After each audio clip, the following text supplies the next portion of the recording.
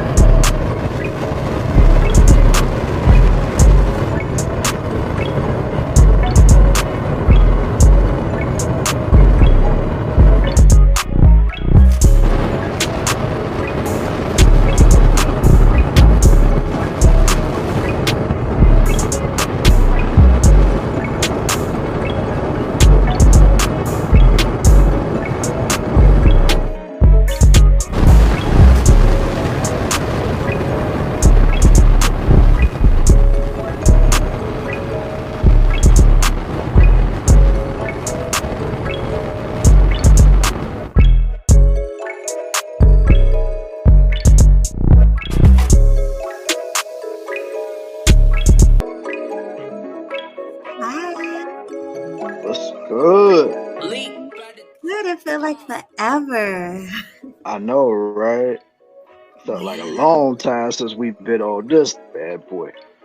I know, but everybody actually know that me and your schedules are not aligned, so it's kind of hard, but we always find the time.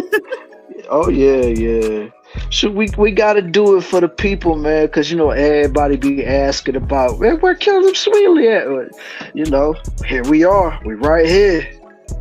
We're here, we ain't going nowhere, and we have so much more to come. Absolutely. Most definitely. We got a good show for y'all tonight. Oh yeah, and we've been wanting to do this show, but we finally got to it. Finally. Mhm. Yeah. Like we was gonna do it this morning, man, but I'm not gonna lie, man. I was tired. Shoot, I didn't even want to get out of bed. I was like, my alarm went off. I seen it was like 8:30. I said, man, I really do not want to do this. Plus, I gotta go into work later on. I'm like, I need all the rest I can get. He ain't lying, y'all. Cause I hit him up. I was ready to go because y'all know I'm the early bird and he's the night owl. So I'm like, yeah, Swag, you ready? You ready? He like, huh? He was so tired. It was hilarious. Yeah. I was like, oh man, I'm like, man, I could try to muster it, man, but I'm just like, I don't want to get up. Oh my god, like seriously, it was crazy. Yeah. Here. We here. Absolutely. Mhm. All right. I see some people already up in the chat, you know what I'm saying?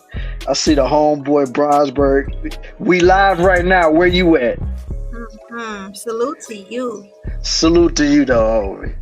I seen you over there on the purge all this weekend too, bro. Over there cutting up. I'll be in the chat. I'll be lurking. Right. I was in the clouds, you know what I'm saying? Because, a lot of times I can't be just talking and stuff in the chat, but me and my homie Culture Invasion, we was in the chat, just chopping it up, looking at all the buffoonery and stuff. It was a good time, man. I loved it over there. Definitely. Always a good time at Auntie's Purge. If Right. you subscribe to Auntie already, make sure you do, because he's coming with that entertainment. Oh, yeah. Absolutely. Mm-hmm. Let me see. We got the homeboy Culture Invasion. Salute to you, homeboy. Salute. Yeah. And then you got the homie Tampa Supreme. Salute to you. Hi, Tampa. Yes, sir. And then, of course, we got our residential freestyler, Hustler and Muscular in the building. What's going on, man? Hey, Hustler. You better get off that BS, Hustler, because I be seeing you camped up other places. So you're not going to play us out. You're not. Right. Hey, he talking about, I got 8 a.m. waiting on you guys. Hey, man, we was going to do it, man. Like I said, a brother was tired. Definitely was. Peace to you, game changer. Hey, GC, salute. Yeah, and of course, I saw your show earlier today, man. That was a good show you did, talking about Moist Watkins. You know, Oh yeah, I was in the clouds a little bit because I drive for a living, so I was yeah, driving my car, yeah, couldn't really say anything. But I saw you. It was a great show, GC. Definitely. yeah. I was watching from the clouds too, because like I said, I was at work most of the day, so I was just listening. I said some things here and there, but most of the time I was just in the clouds listening. Yes. Okay, we got the homie Firestorm in the building. What's going on? What's good? What's goody? Uh-huh. And before I acknowledge the rest of the chat, like I always do, as y'all already could tell, the music has stopped playing. So you know what goes down on Killing Them Sweetly whenever that music stops playing. Y'all know what. It's time for the thousands in attendance and the millions watching around the world. Let's get ready to rumble!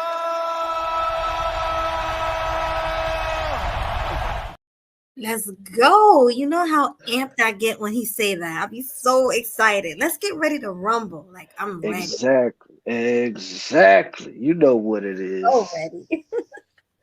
I am so ready. And I wanted to acknowledge Hustler and Muscular because he's like, where? Cammed up where? Enlighten me. Go ahead. You want to Oh, oh boy. you want I to mean, I wasn't gonna touch on it, but I might as well, bro. Like, I'm just gonna keep it all the way a buck with you.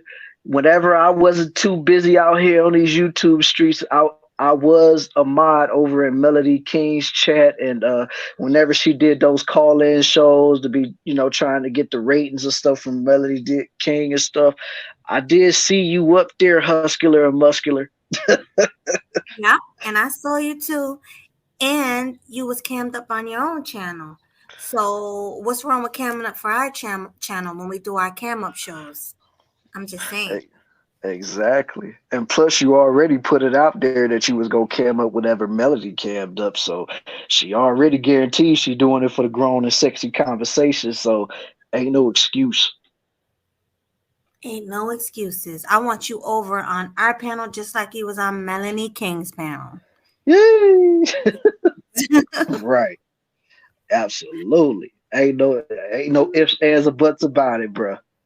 If you Uh, don't want to cam up, I'm putting you in the penalty box. Pretty much. You could just be a fill-in if you don't want to cam up. The people who don't cam up are just gonna be fill-ins. It is what it E- is. Exactly. So Okay. We'll get back to you, Huscular and Muscular, but let's acknowledge everybody else that's in the chat right now. Okay.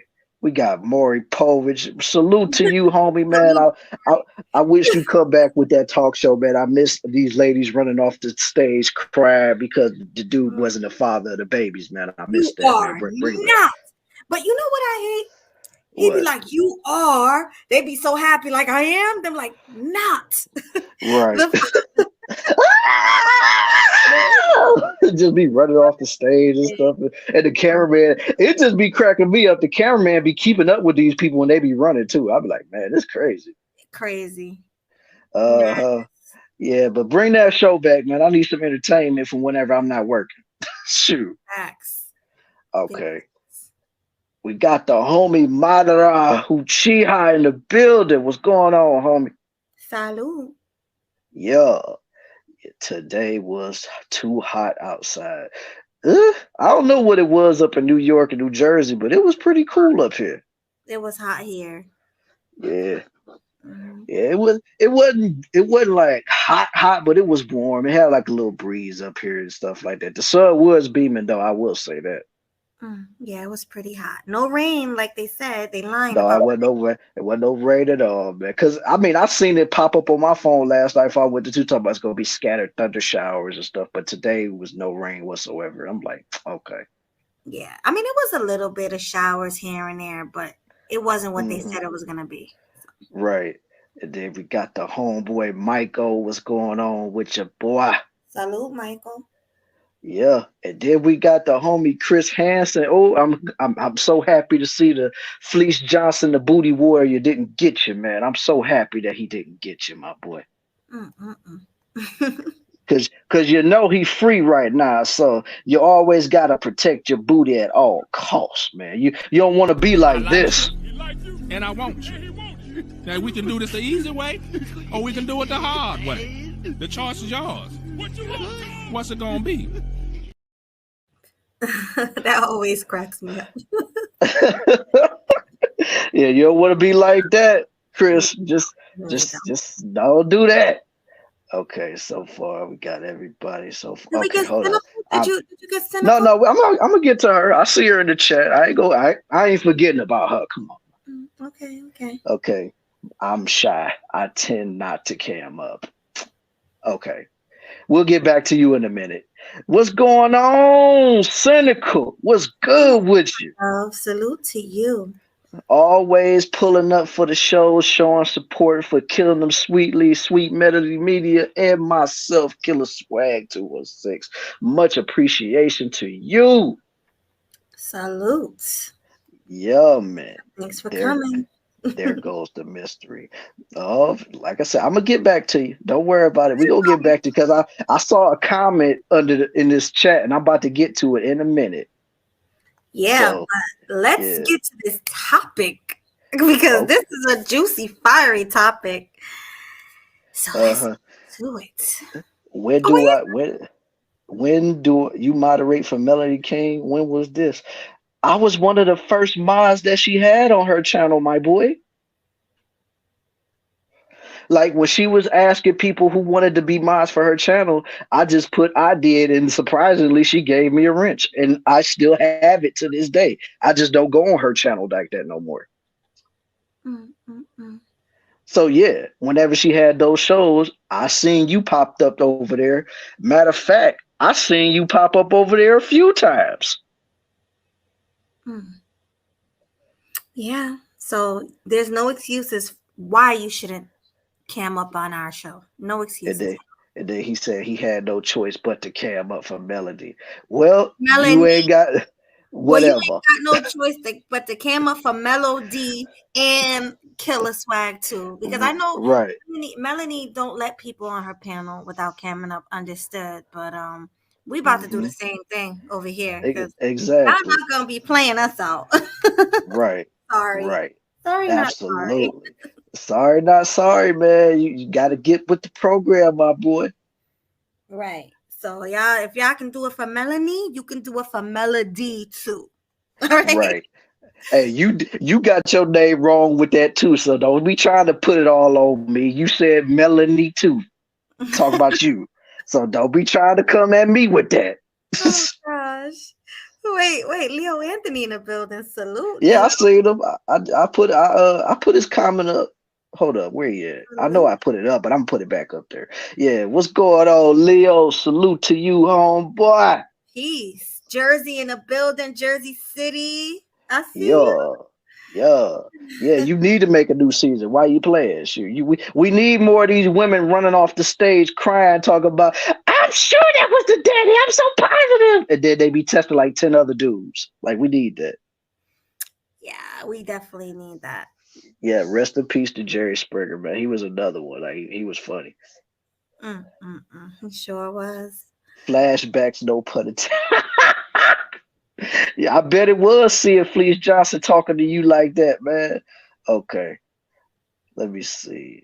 Look, Killer love them red bones. I see. Absolutely, man. You know I do. Like it's my weakness. Mhm. All right. Okay. You ready? Oh, you still Yeah, I'm ready. working? I mean, I'm just looking through the chat right now, but yeah, man, let's get started. You know what I'm saying? Because right now I'm seeing a lot of the same people, but I'll get to y'all comments if it don't disappear too fast. But right now, let's get to the main dish of this entree we got for y'all tonight. Go ahead, Melly. Tell them what it is. Yes. So we are talking about the Simmons family drama. As y'all know, What's her name? I can't. They have these Asian names. It's so hard to Kimora, pronounce. Not Kimora, the daughter. Ming Lee. Was it? No, isn't Ming Lee the older one? Yeah, she was the one that wished her mama a happy Father's Day. Okay, so Kimora Lee Simmons' kids in the father Russell Simmons, right? All Hmm. right. So pretty much, it seems like the kids are going against their dad. Both kids. One of them wished the mother happy Father Day instead of the father, which is very problematic. We just had a show about that. So that's thank you. Oki. I don't know how to say it. I'm just gonna say Aoki. Right, Aoki. Yeah. I mean, it's a cute name and all, but I just don't know how to pronounce it. And I'm just gonna say this when it comes to old girl wishing her mother a happy Father's Day. What? Exactly. It's really cringe. I mean, her father been there all their lives, and they just had a bad breakup. So this is new. And I think that's really what's affecting these girls. The fact that their parents aren't together anymore. Because they were a big happy family before their parents got a divorce. But we're gonna get into that soon. And the other one, Aoki, is Hmm. upset because her father stopped paying her rent. Yup. Now, Aoki is over 18 from what I understand. Yeah, and to be precise, she's 20 years old. 20 exactly. So shouldn't they have put her in a position to where she have her own business and she can afford her own rent? Or better yet, she can own a house because these are well-off rich people. Like, why are they paying rent anyway? That's my question. Right. You would think that since both of her parents were involved in the fashion industry, that she would maybe want to start her own fashion line. That way she could get money that way to provide for herself. But what do I know? I'm just a black man in America. Right, exactly. Like, why haven't they saved any money? Like, what's going on with these girls? Save your money and stop depending on your parents when you're over 18. Spoiled brats. That's all that is. Pretty much. Exactly, Leo. She's still spoiled and she just mad that daddy cut her off. Hmm. That's a great point. Yeah, but when you got a woman like Kimora Lee Simmons out here constantly wanting to call Russell Simmons broke and talking about she taking care of him even after the divorce, it's like, man, shoot, what exactly did you expect for Russell to do? Like, a man ain't gonna keep on wanting to provide if you gonna keep talking mess about him in the public eye. Exactly. And that goes to, 50 Cent as well. Me and you spoke about that earlier, how Hmm. the same thing happened with 50 Cent, and that's why he cut his son off because the mother was putting so much craziness into this boy's head and bashing 50 in public and in the media. It's crazy. Yeah. And I mean, and I heard this story because I had watched the stream from Mr. Palmer. Shout out to the Couch Gang. But yeah, I was watching it. He was talking about the whole 50 Cent and his son and baby mama situation. And I heard that, 50 had an audio book and he was, telling the story about like how his relationship with his son got so estranged to where it is right now, to where it's just like he wanted to help his son be better. He wanted to help his son become a businessman instead of always relying on his dad because one of his son's greatest passions was to sneakers. Hmm. Like most men, we love our sneakers, we love our J's, we love our Tims, we love Air Forces, we love the Yeezys, all of that. Yeah. So he had a passion for that, and 50 knew about it, but he was like, yo, if you really serious about it, man, I could help you turn that into a profit to where you could do something like how StockX does it. I think 50 even bought like a little a warehouse to where they could store all of the shoes to where if the people order them offline, all they gotta do is just ship them out and stuff. But once the crazy baby mama got in dude's ear, it just messed everything up. Right. It's always that one crazy baby mama. But also, that brings me to Shaquille O'Neal. he openly said in public that he's not going to be funding his kids once they're 18. Like, he said that he taught all of his kids to be independent and to work for their own things. You know, you got to work. If you're a man, you got to work for your own money. You can't just live off daddy and mommy's money. But Shaq also said that he would help create businesses for his kids. Create businesses that way. So pretty much he's putting them in a great situation already, so they don't need daddy. Yeah, basically. You know, and he also said that his daughters, what did he say about his daughters? That his daughters didn't really have to work hard, that they can always come to daddy when they need them. Yeah. Basically, he would always put his daughters up in his home, but the sons, they got to fend for themselves and get their own stuff as far as like their home and stuff like that. He said he'll help the sons as far as like doing business and stuff, but as far as like coming back to live with daddy, he like, no, I'm not doing that. Like, I'll take your sisters in, but as far as y'all, no, y'all got to figure that out. Yeah, exactly. And I just think that's messed up in so many ways, because gender shouldn't matter. You should also put your daughters in a position to where they can make their own money as well. Right. You know, that you're just playing favoritism. Like, oh, well, the daughters get treated like this and the sons got to go out and work. That shouldn't be how it is. But I mean, hey, different strokes for different folks. Oh my God. Michael Jordan makes $450K per day. If that's my dad, I ain't doing jack but at the same time, that's his $450K per day. That ain't yours. It's yours. Exactly. And somebody, I think it was Bronsberg, said something about trust fund babies. Oh yeah. You Well, know, remember trust fund kids. Yeah, that's what they were. yeah, pretty much. But I think like Caucasian people, they're a little different when it comes to money, because they pass it down generations. You know, all their wealth they pass down to their kids. They don't have to work for anything.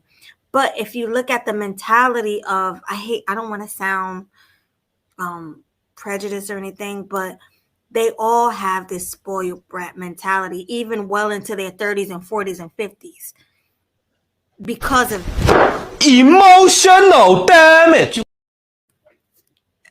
Right, exactly. Emotional damage, because they just was handed things, you know. So that's why they treat others the way they do, because they never had to work for anything. So Yeah. And plus, I mean, at that point, their parents never put them in positions to where they had to work. You know what I'm saying? It's always like whenever they're too far gone to where they're so spoiled to where they're burning through their parents' money is when they want their kids to learn the value of a dollar. But it's like you got to instill that in these kids early. You know what I'm saying? Because if you let them go on as far as like to their preteens or early to late teenagers, like they're already gonna have it set in their mind, like, oh, mommy and daddy, they gonna take care of me. They got money. Shoot, I ain't gonna have to struggle for nothing. But at the same time, it's like that's their money. And if they don't want to give you their money or they don't want to leave it to you in their will, it's their prerogative. Like they could really donate all of their, wealth to a charity if they wanted to. But of course, they're not going to leave their kids struggling like that. But kids need to understand, like, if your parents is rich, their money is not necessarily guaranteed to be yours if something were to happen to them. Because I know for a fact, I heard the story, what was it, a few years ago, that it was a woman and she had passed away and she had all of this money and she had kids too. But you ain't gonna believe this. She left her money, she left all of her wealth to her dog. no way. Over her kids? I'm not even making this up. She had to be, was she Caucasian? She was Caucasian, yes. Yeah. Okay. I mean, because Caucasians, they love their dogs. And I love my dog too. But Caucasians, they treat their dog just like a human being. Yeah. Because when I had first heard that story, I said, this got to be a joke or something. Like, cause first I heard about it on Inside Edition, and sometimes they be doing like, tabloid stories, which sometimes could be stupid and fake or whatever. But then I actually seen it on the real news. I said, whoa, this is real. I said, wow, like that lady passed away and left all of her earnings, all of her wealth to a dog. Right, but then again, we don't know how rotten those kids were to her. Those kids probably treated her like crap. That's usually how rich kids are. Yeah. Like I said, they already feel like, they was born into wealth, so they're going to go ahead and continue to do what they want to do, act the way that they want to act, because they like, yo, my parents got dough, so I got it like that. But I understand that, no, your parents got that. You ain't got that unless they fully guaranteed, put it in writing and showed it to you that they are leaving you their money in their will. You ain't got a dime of their money. At least that's what I think. Yeah, no, that sounds about right. Because these parents ain't playing. You had to be messed up to your parents for them to leave you nothing in a will and leave all the money and wealth to the dogs. Yeah. I mean, and it's like that all the time. And if they're not leaving it to an animal, they usually will donate it to some type of charity. Yes. Especially like if a kid is acting like spoiled brats and a bunch of headaches and stuff. Like, nah, man. Like they not about to give you that money. Right. And it was other celebrities too. I want to look up some Caucasian, some Black, and they also said the same thing, that they're not going to just give their kids money. I'm going to look it up right now and I'll let you know who it was. Okay. Hey, what's going on, RZA? I see you popping up in the chat. What's good with your girl? RZA, what's going on? And make sure you guys do what RZA said. Like, share, and subscribe to both streams. Hit the like button on the way in. And also, if you're feeling generous, because honestly, nobody's been making anything on YouTube, I'm going to be honest. But if you're feeling generous, our Cash Apps are down below. Hashtag Melody Show or hashtag Killer Cow 10. Absolutely. And just in case if you need a little incentive, I need y'all to hit the Cash App and support the show. There you go. But real quick, I'm just looking it up about the celebrity. Okay. All right. Let me see. Who else is it? That's right. That is right. Let me see. Yeah, I spoke to get kids money. Exactly. I spoke to a few business people. They don't give their kids cause most of their kids is gonna blow that money. They probably gonna buy a bunch of Lamborghinis, buy a bunch of mansions, probably have nothing but a bunch of parties. They'll be done blew through that money within a year. And don't forget drugs. I don't know if I can say that, but narcotics. Yeah, you can say. I don't think I can. I mean, but you already said drugs, though. Yeah, so. Narcotics, drugs, whatever. Because that's what a lot of celebrities' children do. They take it and they blow it on narcotics. So yeah. I mean, Michael, you are right. It did start with a loan from his pops, but not everybody got a Donald Trump mindset that's gonna turn a loan into a multi-billion-dollar corporation. Exactly. Oh, real quick, let me read this. So 17 celebs who won't leave their kids in inheritance. You ready for this? I'm ready. Okay, first one that popped up was Ashton Kutcher and Mila Kunis. Oh, yeah. They both was on that 70s show. Right. It says, let me see if I can read it real quick. His husband, Ashton Kutcher, have made it clear to their kids that they aren't getting a slice of the $1 billion pie. And a get on for that, baby.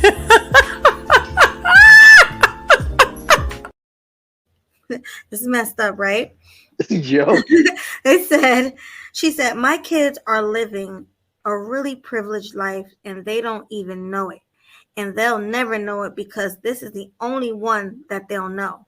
I'm not setting up a trust for them.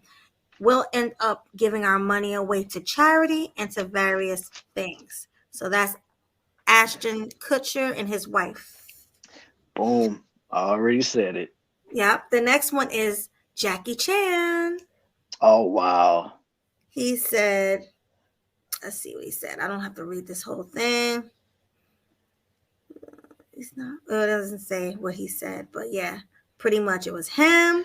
Yeah, because I know he do got a son, so, but yeah, that's crazy. Yeah, number 3 is Bill Gates. Bill Gates. Well, I know he ain't leaving his daughter no money, especially after the fact that she messing around with a black man these days. Right. Definitely not giving her anything. This Bill Gates right here when he found out that his daughter was messing with a black dude.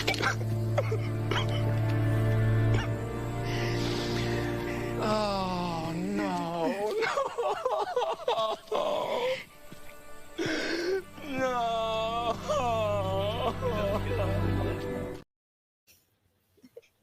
Exactly. He was devastated, okay? Right. Okay, the next one is Gordon Ramsay. Oh my God, the crazy chef. Yes, he said he's What? definitely not. Oh wow, that's crazy. He said it's definitely not going to them, and that's not in a mean way. It's to not spoil them. The only thing I agreed with Tana is that they get 25% deposit on a flat, but Right. but not the whole flat. Oh I my could already imagine him writing that stuff. He's like, they're not getting a dime of my money because they don't understand the work that I had to put in with all the restaurants that I own. So no, I'm not leaving them nothing. That's brutal. Oh my God, that's horrible. Blue said, what Blue say? No, he just Learn said the peace. hard way. Oh, that's Bronzeberg. Yep. That's Bronzeberg or Blue? Oh, that's Yeah. Bronzeberg. Okay. Yeah, I was about to say Bronzeberg. Blue just said peace. Peace to you, homie.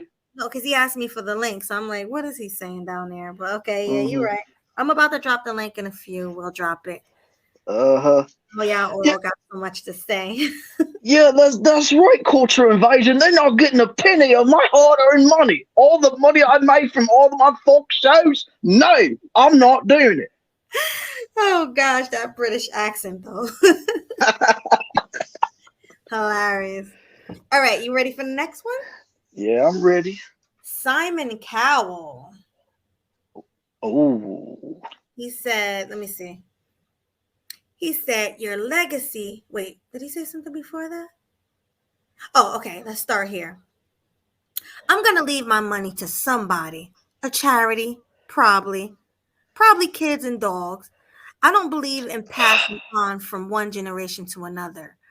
He is a firm believer that one's legacy should be about helping others succeed rather than dumping money in their kids' bank accounts. wow. And your legacy has to be that hopefully you gave enough people an opportunity so that they could do well, and you gave them your time and taught them what you know. Ooh. Yeah, that was a little harsh, So Simon. basically, in layman's terms, my children was utterly pathetic. Like they Okay. don't deserve to be here. Like I know people that I've auditioned for American Idol that deserve my earnings more than my children do. So no, they're just utterly pathetic. I'm not I doing mean, he's willing to give it to other kids and dogs, but not his own. What the heck? that. Man, That is out of control. utterly pathetic, I should say. Mm-hmm. All right, the next one is Marie Osmond. Oh wow. She said, congratulations, kids. My husband and I decided that you do a great disservice to your children to just hand them a fortune because you take away the one most important gift you can give your children, and that's the ability to work. That's Osmond. Dang. Mm-mm. That's nuts, man. Like that's crazy when you got the parents coming out and literally telling everybody, like, nah, I ain't leaving my kids jack nothing. Ain't that crazy? Yeah. Okay, What's going on, Angela? What's hi, up? Angela. Salute. Wait, there's more. Go ahead. Daniel Craig. Oh, that's that James Bond dude. Yeah, let's see if he said anything. There, a lot of is he British? Yeah, I think he is. A lot I of know he's not American. right, a lot of British people feel this way. Like my kids are spoiled rotten to the core. I'm not going to give my kids anything. Like forget that. Like all of my James Bond money that I've saved up over the years, and then my kids are gonna try to blow that up, getting Airbnbs and Lamborghini whips and stuff like that. I'm not doing it. No. Insane. He said, my philosophy is to get rid of or give it away before you go. I don't want to leave great sums to the next generation. What? I Yeah, don't want to leave great sums to the next generation. Unbelievable. my kids are spoiled pissants. I'm not dealing with that. No. You don't Like want to they're do gonna have to learn they're gonna have to learn the hard way. Like I worked for my money, they're gonna have to do the same thing. Daniel Craig's money is Daniel Craig's money. this is crazy. All Yeah, right, it so is. next one is Elton John. He got kids? Yeah, Sir Elton John. All right, let's see what he Oh said. wow. So he, he said, "Of oh, course, I want to leave my boys in a very sound financial state. But it's terrible to give kids a silver spoon. It ruins their life." And he said, anything beyond the basic, they have to go out and earn it themselves. If they want a Picasso, they have to go out and earn it. I think wow. there's real sensibility in that. Mm, mm. There's so much I just want to say with that, but if it's more, I'm gonna just leave it alone and let you read the rest. Yeah, you got Sting. You know the rock band Sting, the guy. Yeah, Sting of the Police. Yeah, I know about him. He said, I certainly don't want to leave them trust funds that are, I'm horrible with these words, albatrosses. Did I say it right? I, Albatrosses around their neck. They have to work. All my kids know that, and they really ask me for anything, which I really respect and appreciate. mm, wow. This is It's crazy. it's a lot of them saying, no, I'm not doing that. Like y'all ain't getting a dime from me. Not a dime. You got George Lucas. I'm not going to read what they said. I'm just going to say the names. You got, Oh, well, he got a multi-billion-dollar corporation with all the Star Wars movies he done made over the years. So, oh, George Lucas. Yeah. yep. Yeah. And plus they keep making up movies and TV shows, so he's still getting paid no matter what. So, Well, I guess I'll read his. He said, I'm dedicating the majority of my wealth to improving education. It is the key to the survival of the human race. wow, he values the people more than he values his own children. That's what I'm saying. I knew I wasn't Mm, wrong for feeling like they're wrong. mm-hmm. Anyway. That's crazy, man. Mm-hmm. I'm surprised Steven Spielberg ain't on this list. Well, he probably is. I got a few more left. Okay, go ahead. You got Kevin O'Leary. You know who Um, that is? that name rings a bell, but I'm trying to. I don't know. All right. Oh, he said, I'm not planning on giving my kids any of my wealth. They know that when their education is over, I'm pushing them out the nest. You want to prepare your children for launching their own lives. Crazy. Wow, yo, that's crazy. Insane. I want to push them out the nest once their It's education is over. man, shoot, that's nuts. A mess. You got Mark Zuckerberg. Ain't he the one that created Facebook? Oh yeah, I didn't even know he had kids, but oh well. I didn't either. He said, let me see, address to your child. Here we go. He said, we want you to grow up in a world better than ours today. We will do our part to make this happen, not only because we love you, but because we have a moral responsibility to all children in the next generation. Hmm. We have Lauren Powell Jobs. I don't even know who that is. Oh, Window. I want to say that's Steve Jobs' wife or something. Yeah, it is. Apple CEO. See, these Yeah, are really million and billionaires saying this. yeah. But then again, this also highlights a huge problem as well. What's that? Like all of those parents don't want to give their kids all that money. It's just showing me that the parents wasn't really involved in their kids' life like that. That can be it. That can be it. Cause I mean, just think about it. Like you got people like Steve Jobs, you got people like Daniel Craig, you got people like Elton John, Marie Osmond. The majority of their life, even with a family, they was always on the road. Like they always had like either nannies or like just family or just regular people just watching after their kids like that. So they never truly had any real interactions with their children like how most parents in our society have. So that's why I'm saying so they probably just hear about their parents on TV or when they went to school and stuff like that, but they never had any real mother son or mother daughter or father son or father daughter time outside of the glitz and the glamour of being on the red carpets and stuff like that. Absolutely, because they were always with their nannies. So yeah, Hmm. Yeah, that's a fact. They don't have like a connection, a real connection. So right. And so, and I mean, let's be honest. Are you gonna leave your money with a bunch of kids that you don't really even know like that? yeah. I see some good things in the chat, but we're about to open up the chat so you guys can save all of that for the panel. But I just want to Hmm. say what she said real quick. She said, I inherited my wealth from my husband, who didn't care about the accumulation of wealth. I'm not interested in legacy wealth buildings, and my children know that. If I live long enough, it ends with me. Damn, Hmm. it ends I with think that's it's kind of more of that harsh. thing. Yeah, that is. I think it's more that. I mean, that's definitely a reason to Leo, but like I said, like when you're rich like that, you're not gonna always be at home like that. So, Mm-hmm. Hold on, I got two. especially, huh? Go ahead. I'm sorry. I didn't know you were No, still. I was just saying, like, you got people like from all walks of life, like movie stars, movie directors, and then like chefs and all these different people. Like the people on the road, like all their fans see more of them than their own family do. So that's what I'm saying. And plus, I mean, they said, oh, and Mr. Know-it-all said maybe it's because they know their kids ain't ish and spoiled. That definitely plays a role too. But at the same time, it's also up to the parents to make sure that they don't get that way too. But if they're not around, those kids can't help but to get spoiled. Because Right. let's be for real, a nanny is not going to do what a parent is supposed to do. They're just Abs- going to make sure that the kids are going to be in one piece.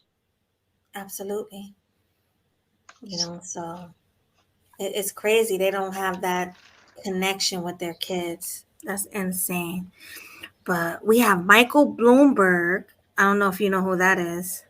Yeah, that name rings a bell. The the billionaire and former mayor of the New. I was about to say United City. I don't know why I was going to say that, but of New York City. It's getting late. I'm sorry, guys. He She getting said, restless, y'all. yes, getting restless. He said, if you want to do something for your children and show how much you love them, the single best thing by far is to support organizations that will create a better world for them and their children, not give them money. Mm, my Wow. God. Yeah, these people are just heartless. Then you have Mackenzie Scott. Mackenzie Scott. I'm trying to remember who that is. Yeah. She divorced her husband of 25 years, Jeff Bezos. Oh, that woman. Yeah, and received 25% of his Amazon stake as a Oh, part of the yeah. divorce settlement. So she got a lot of money.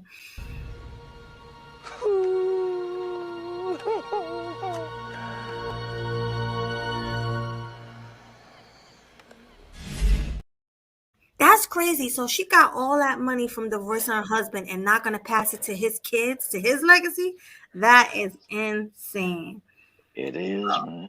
Anyway, she said, she said, my approach to philanthropy will continue to be thoughtful. It will take time and effort and care, but I won't wait. And oh, my phone blacked out. Oh, Oh, here we go. I won't wait. Where was I? Jesus Christ. Here we go. But I won't wait. And I will keep it at it I will keep at it until the safe is empty. Oh, I will keep at it until the safe is empty. I don't like that. Jesus. She sounds crazy. And then Andrew Lloyd Webber. You know who that is? That name definitely rings a bell. I just can't put a face to him yet. He's a famous British musician. Yeah, definitely. He said, Salute Gray Pill. hey, Gray Pill. He said, or she said, I don't know who that is. It's a guy, said, he said, I am not in favor of children subtly finding a lot of money coming their way because then they have no incentive to work. He plans on donating his fortune for the cause of theaters and music. We could use the royalties to encourage everything from bursaries to young, what did I say right? Bursaries to young artists and composers. Oh, okay. Andrew Lloyd Webber, Phantom of the Opera. Okay. Okay, now, okay. I knew it sounded familiar, and so did you. Peace to you, Ray Hama. Peace, Ray. Salute. And then also, the last one is Bernard Marcus. I don't know that one. Yeah, I don't know him either. It says, oh, he co-founded Home Depot. Oh. So you know he's rich too. Yeah. So I blame him for this new trend that these girls got going on now where they all looking like they work at Home Depot. Word. Shoot. He said, all right, I'm going to read what he said, and then that's it. We can move on. If you want, we can open a panel. I mean, hey, man, it's up to you. I'm down for whatever. Okay, cool. So we can do that. But he says, I've got all the houses I need. I live very well. My kids are taken care of. Everything I live for now is finding the right things to put my money into, and that can give me a rate of return in emotion in doing good things for this world. He also elaborated, it has always been my belief that leaving enormous wealth for our children does nothing to stimulate their ability to make it on their own. I believe too that all our efforts in creating the wealth that we have would give us a great deal more joy if we were to disperse as much of it during our lifetimes. Yeah, these people are nuts. Yeah, but I mean, at the same time, you can't get mad over some parents that's not raising their kids, though. Yeah. And then when you leave your kids alone like that, they go eventually end up turning into some damn SJWs out here with their hair dyed blue, trying to act like they care about political issues, but all they really care about is just getting likes and views on Instagram and TikTok and Twitter and all that other stuff like, support me so I can get paid. And then also you got the other ones, meaning the female, that's going to run straight to OnlyFriends. That's it. Because I think but Charlie Sheen's daughter, she came out and basically said she had her OnlyFriends. See, a lot of people got it. People you'll never think has OnlyFriends. Shoot, she might even be busting it wide open on the low, like doing one of them little call girl things, like escorts or something. Exactly. Little nasty thing. I mean, but then again, Charlie Sheen was kind of a hoe out here too, though. So kind of. He was a big hoe. Yeah. So I mean, hey, she had to learn it from somebody. Yeah, the apple ain't too far from the tree. Absolutely. But guys, the link is in the chat. So if you have something to say on this subject, please come up and speak your mind. Yeah, like whether you have something to add on the Russell Simmons, Kimora Lee Simmons, Ming Lee Simmons, Aoki Simmons situation, or if you just want to talk about the whole, parents leaving their wealth to inanimate objects, charities, and pets. But Exactly. just make sure to stay on topic, you guys. You know what I'm saying? We trying to keep the flow of the channel, and plus we want everybody to give their perspective on what we basically laid out for you guys. So our question for you is, should the rich famous parents stop supporting their child once they're grown? That's a topic that you guys can come up and answer. A question that you guys can come up and answer.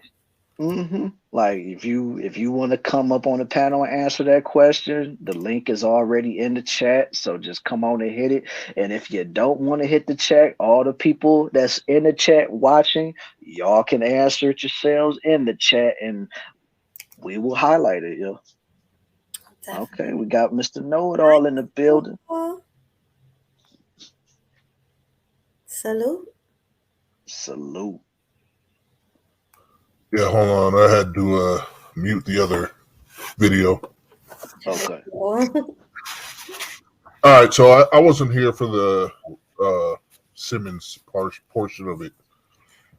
But a question I would ask before I get into it is, what would you do if you had billions of dollars? Would you leave it all to your children? Me? Or Yeah, you. okay, me. So I would split it. See, I would give it to like my kids, my dogs, my family members, my mom, if my mom's still alive, my dad, anyone who's still alive will get the money.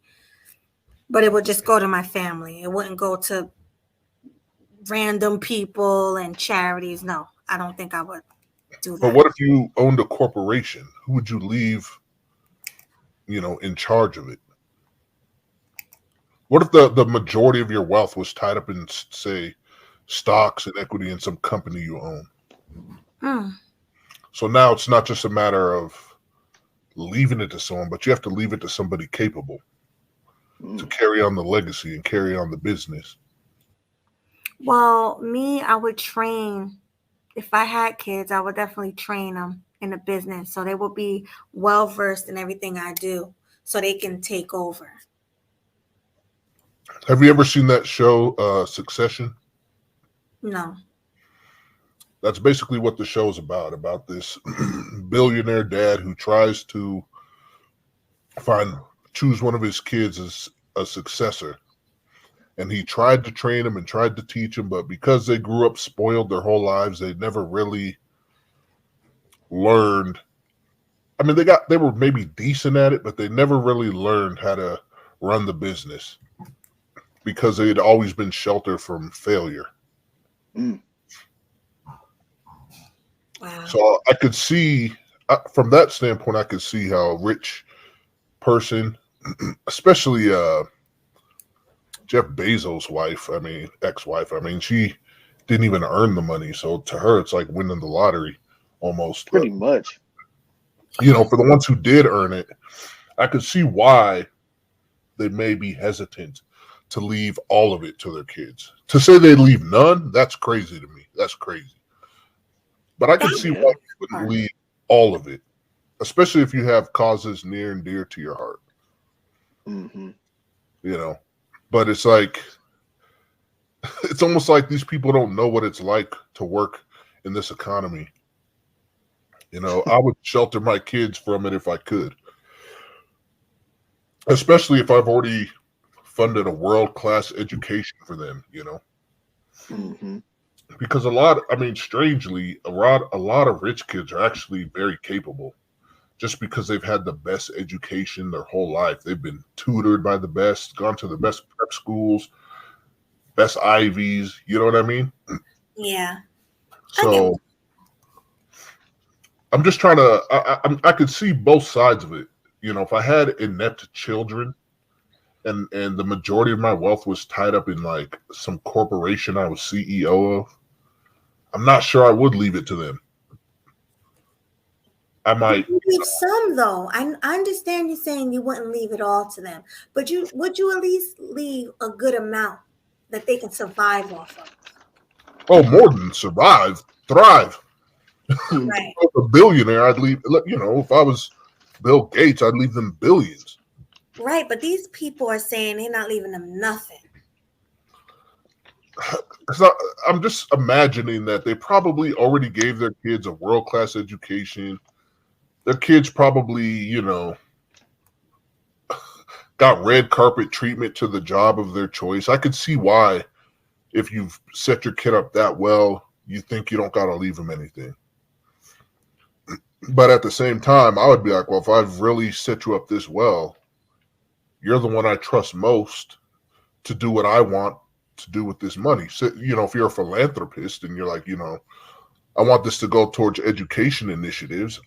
Me personally, I would make that known to my children. Hey, kids, this is what I'm trying to do. Which one of you wants to help me? Mm-hmm. Even if it is philanthropic. Oh yeah, you definitely at least got to see which one of the kids is going to be more invested in wanting to do that. Because at least it depends on how many kids you have. You'll have at least maybe one or two that'll be interested in wanting to learn what you got to teach them. I mean, I would almost say that most kids would prefer to work a job like that than to, work a blue collar job or work some 9 to 5 where you got a boss yelling at you. To just get, to be able to take the escalator to the top floor and start there. Yeah. I mean, think about it. How many kids follow in their parents' footsteps when their parents did something remarkable, right? Like, how many kids play basketball because their dad played basketball? Not a lot. Yeah, I mean, when you have somebody who can teach you how to get to the upper echelon, you have like a private tutor, essentially, a 24-hour tutor who can teach you what it takes to get to the top. Mm-hmm. The only person you can think of nowadays is LeBron. Because, let's be for real, Michael Jordan's kids can't play worth a damn. Shaquille O'Neal's son, don't he play basketball? Yeah, his Sharif, and his daughter. And his daughter. She was dunking at age 13. Like, his kids, they follow in his footsteps. There's other ones, Kobe's dad played. Before him and his daughter passed, he was teaching his daughter how to play.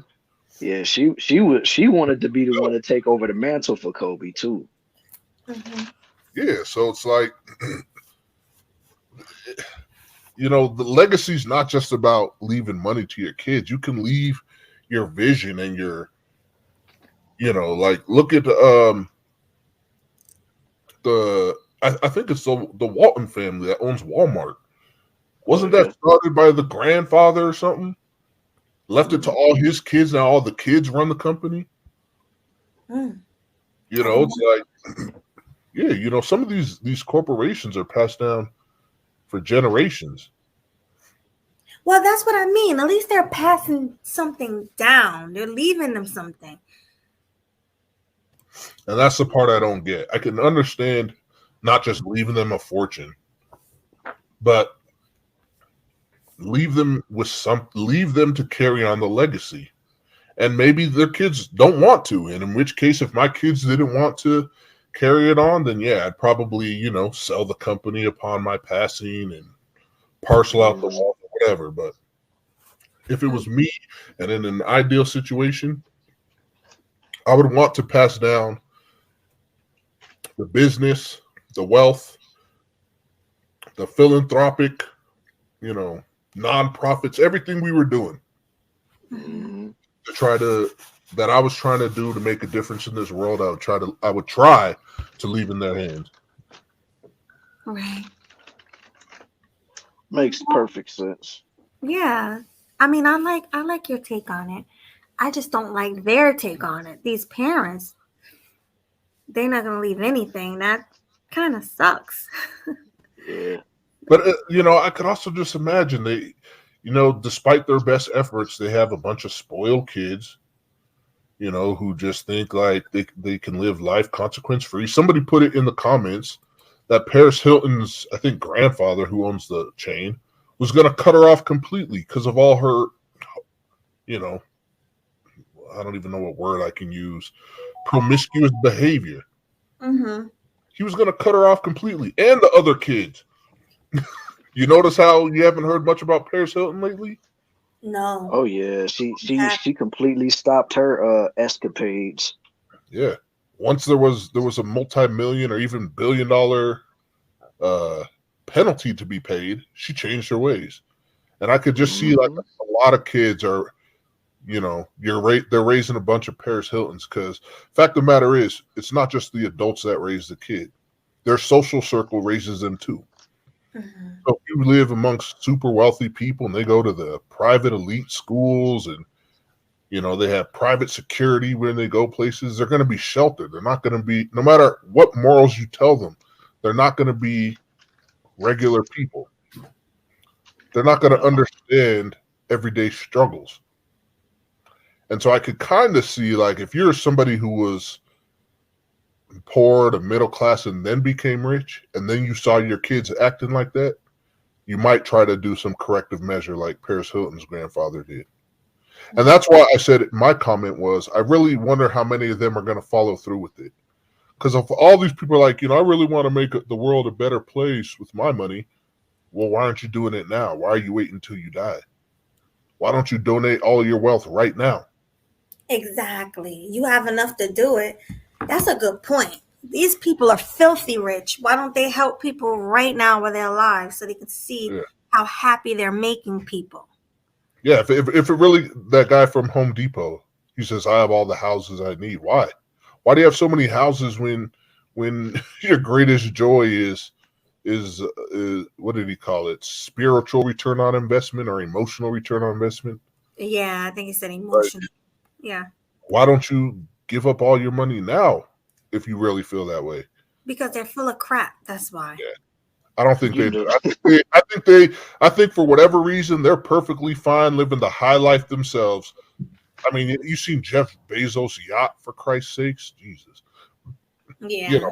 They're perfectly fine living the high life for themselves, but for some reason it's too good for their kids.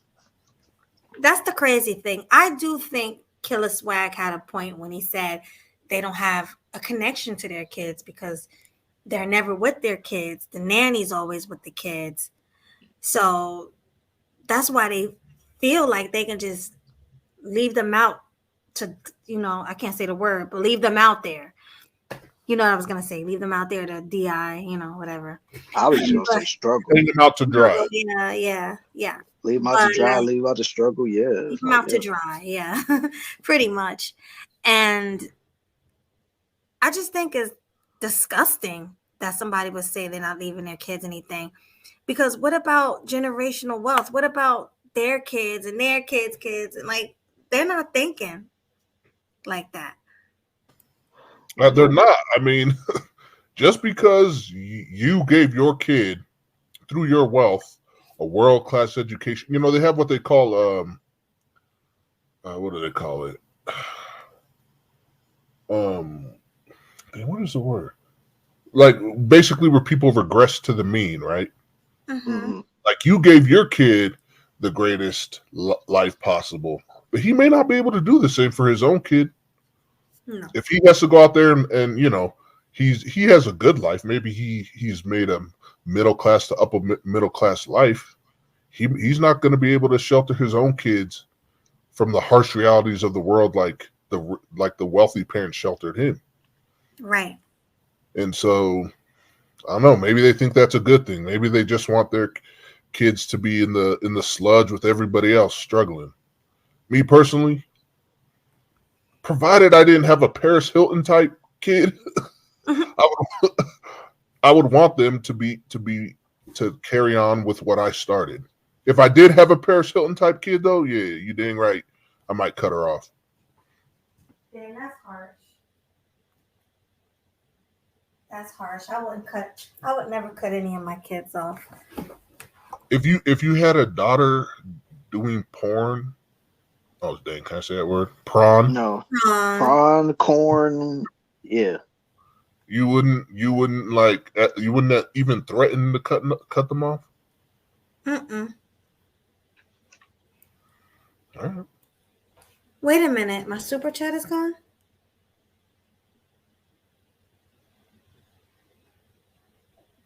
Is it? Let me check. Hold on. No, it's still there. I was about to say, it's still there. I was real nervous because No, I just went to the video right here. It's still saying right here. it's still there. Yeah. But no, if they were doing prawn, uh, that's a hard one. Because at the end of the day, that's still my child. You know, I still love my kid, regardless. But you wouldn't feel some sort of responsibility to take corrective action? Yeah, You know, but what if your kid was like an addict and just like was not taking life seriously because they knew they never really had to. that's true. I mean, I guess if they were an addict, I would try my best to get them help, to clean them up before I take them out of my will. You know, I would try my best to help them. I don't think I could take my kid out of my will completely, no matter what they did, unless it was something really bad. But Right. I could see, like, you're set to make $100 million in inheritance. Yeah, I think I'm gonna just leave you with a couple mil. Yeah. Oh yeah. I would definitely leave them with a couple of mil and not the whole thing if I knew they weren't gonna spend the money responsibly. Yeah, I would just like take enough to be comfortable if they're careful with their lives, but easy enough to go broke if they continue on their reckless ways. right, exactly.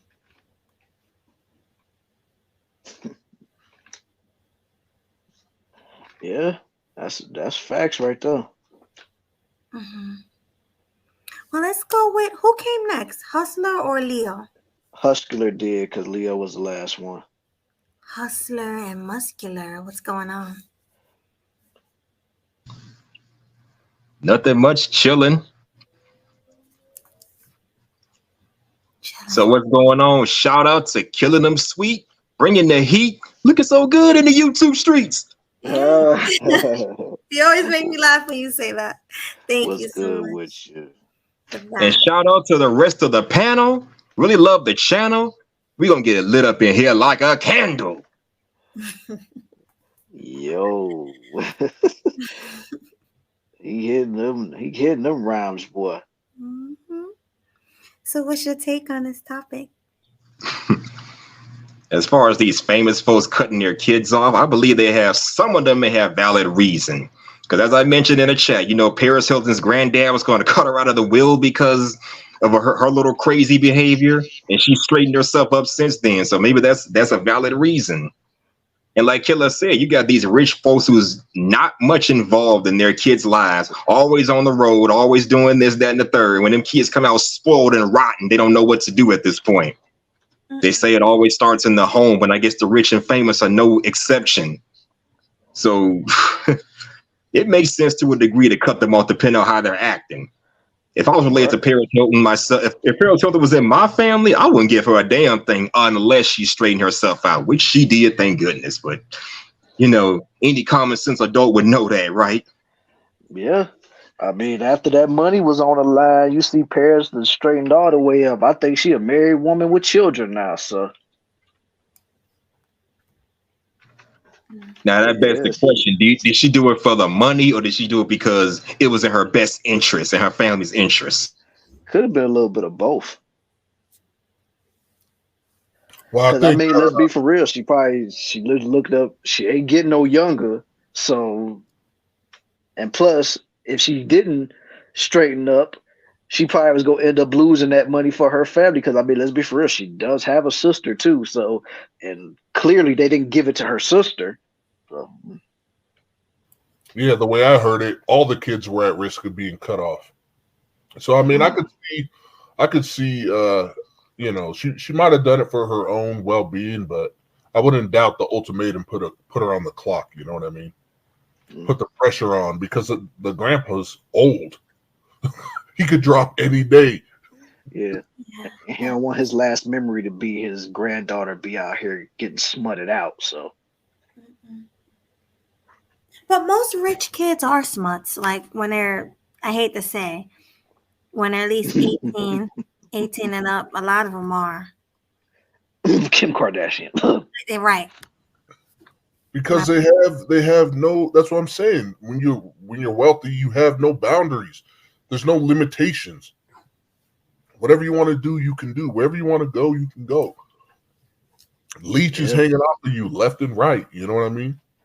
I mean, what's that girl that was the actress who was in E.T., the young daughter?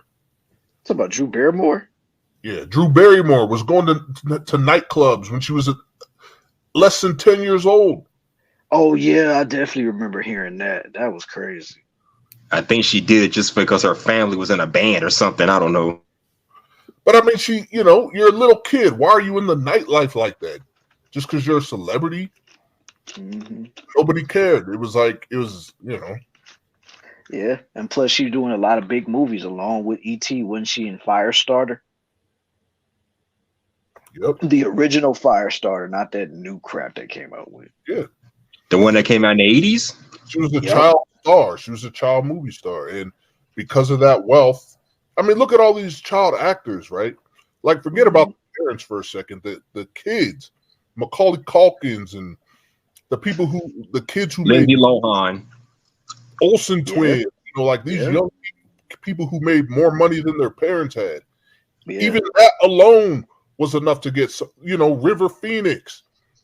These people that died from, drug overdoses, just because they had money at a young age. Yeah, shoot, the Olsen twins was getting money when they were still in Pampers. Yeah,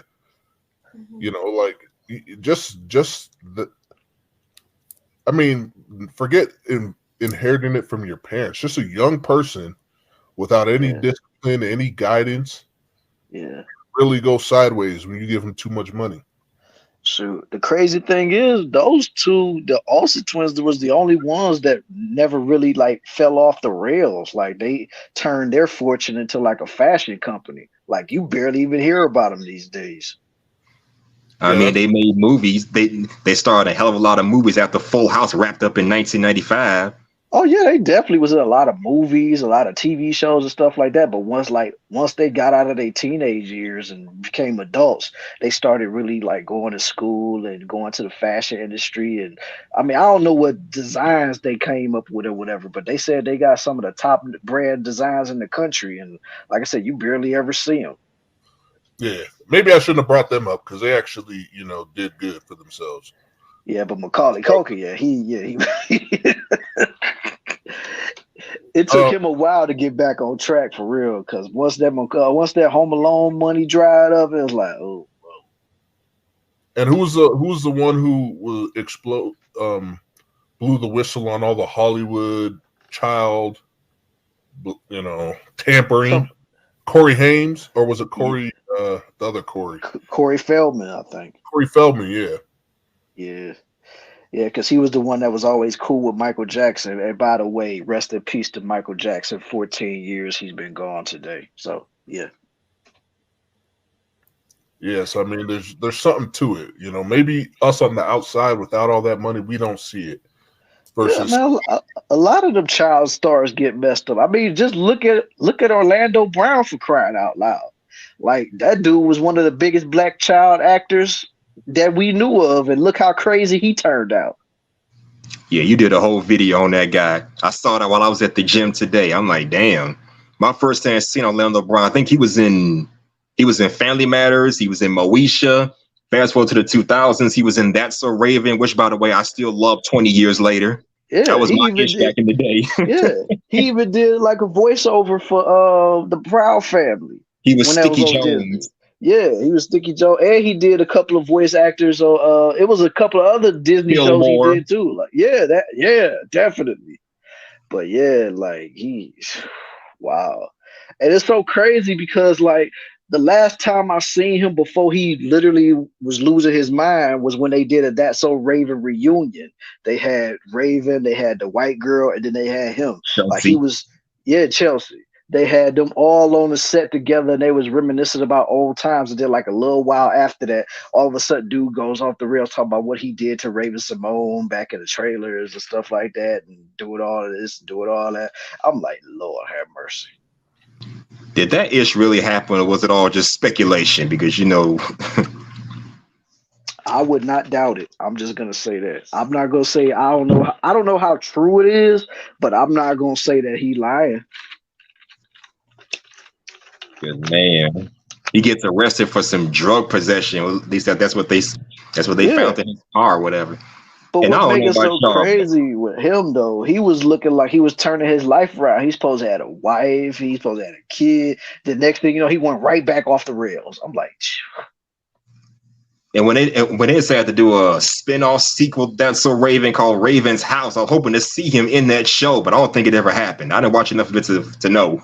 I think a lot of people wanted to see that because that dude was a favorite character on that show. It wasn't just Raven and Chelsea. Yeah, that was my guy back in the day. Yeah, yeah. And I'm saying that 20 years later as an 18-year-old watching That's So Raven. Yes, I'm old and I still love the show. I don't care what nobody say. Right. Right. No, culture. Feldman is still alive. Corey Haim is the one that he OD'd and he passed away that way. Yeah, and I mean, just so many more that we're not even thinking of. I mean, and it still goes on to this day. You know, I mean, I know that's not entirely what we're talking about because it sounds like these people don't want to leave anything to their children, regardless their children's ages. Yeah, because it might ruin them more than they already are. Just imagine with them not having really any real experience with that type of money, and then they get thrusted with like millions upon millions and billions of dollars. Like they're not gonna know how to act. I mean, I don't know, man. It just seems a little short-sighted not to leave them with at least something substantial. Even if you're not leaving them with everything. Yeah, I definitely think that's crazy. Like I said, when I saw that story about that woman leaving all of her wealth and all of her stuff to the dog, I was like, my God, like what did her family do for her to entrust her estate to a dog? What is a dog gonna do with money besides being in the backyard? Exactly. Right. The moment she did that, probably just went. The courts probably decided where it really went. Yeah, and it probably was gonna go to whoever was gonna take care of the dog, and I'm pretty sure that she was gonna make sure that it wasn't none of her kids taking care of that dog. So she probably had like maybe somebody like what's them people that they call that take care of people's pets. But I mean, that's somebody that, come on. You can't think of anything better than that's when you should give it to charity. If you got nobody better than a dog to give it to, that's when you should give it to charity. Yeah. I mean, that makes the most sense to give it to something that actually has a good cause behind it instead of just giving it to a dog that's probably gonna end up dying probably a few years after you did.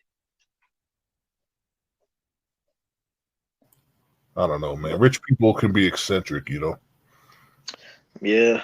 Like I always thought about wanting to be rich, but then after hearing about all that stuff, I'm like, no, like I said, I'll be cool with the money, but it's like it's so much that go into being that wealthy. It's like because like I said, and when you making that type of money, it's like you got to really find a balance, man. You can't just be all about the money and then like if you do start a family, of course you're going to put your kids through the best teachings and the best education that money can buy, absolutely, but you're still going to need like that, especially like if you're a father, you're definitely going to need that father-child bonding moments with them and stuff like that.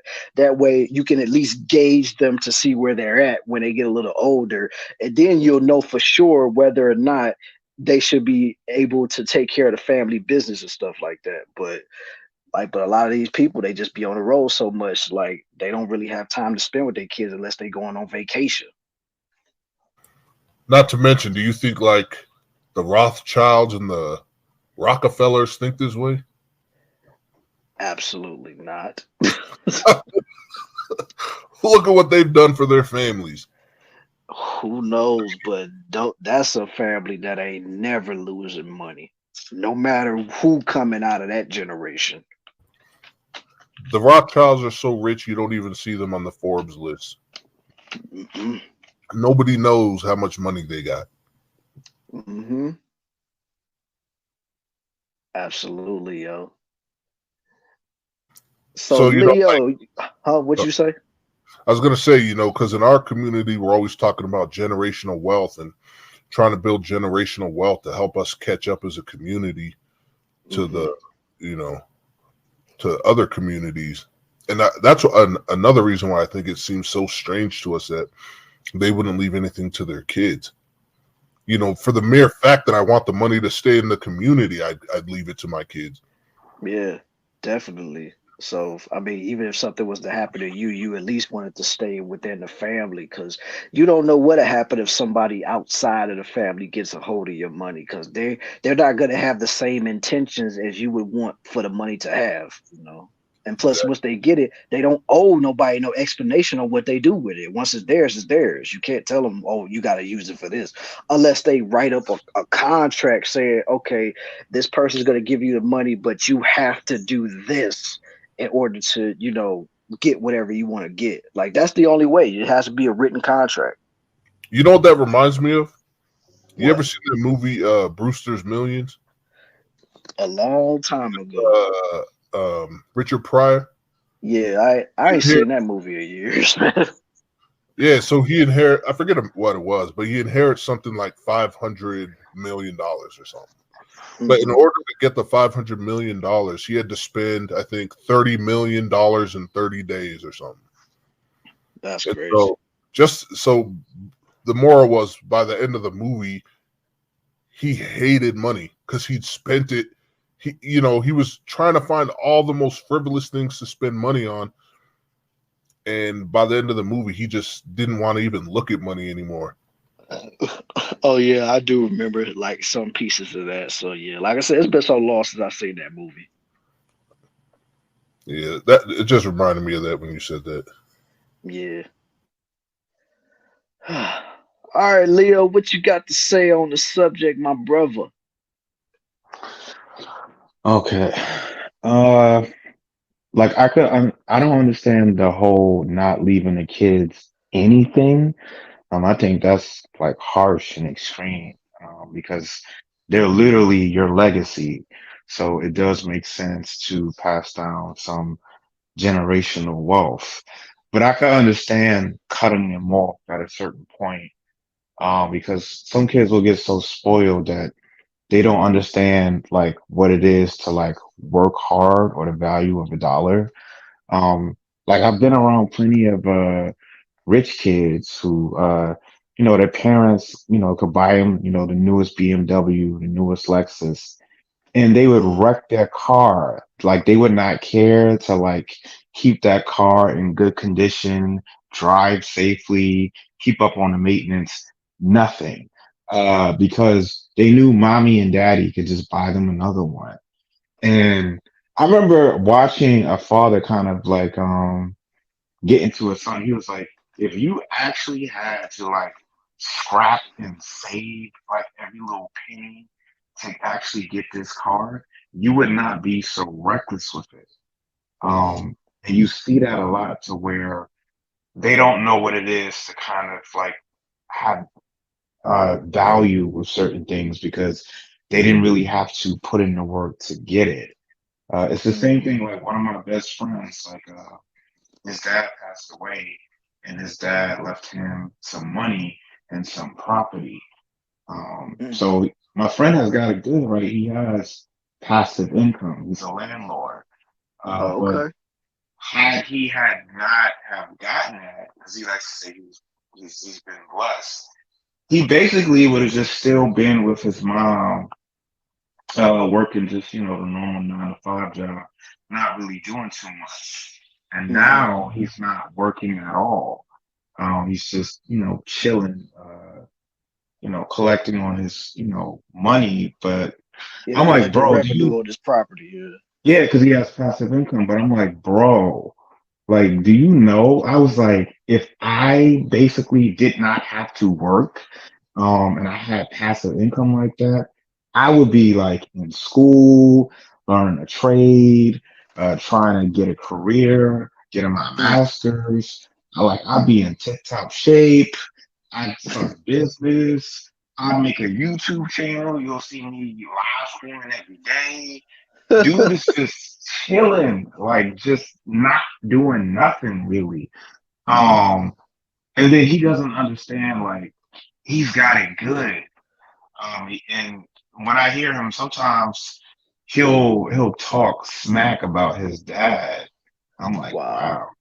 That's Like, nuts. Yo. yeah, and then I could see why, those parents in that position, when you have spoiled your kids or you have set them up to where they don't really got to worry about nothing, they're still ungrateful because they never really had to work hard for it. And if you don't really work hard for something, it's like you don't fully appreciate it, as opposed to like you really had to bust your butt, to get this.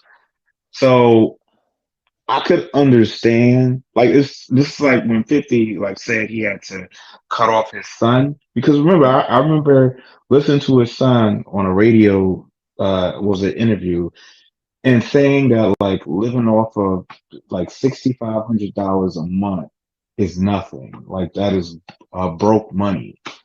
And I'm like, do you know there's some people that live off of a quarter of that, or just like 2,500 a month, and you don't even have to do anything for that, right?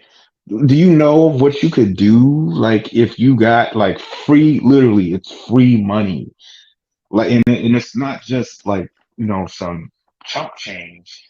That's money to where you're good. You don't really have to worry about it. You can literally set your life up the way you want.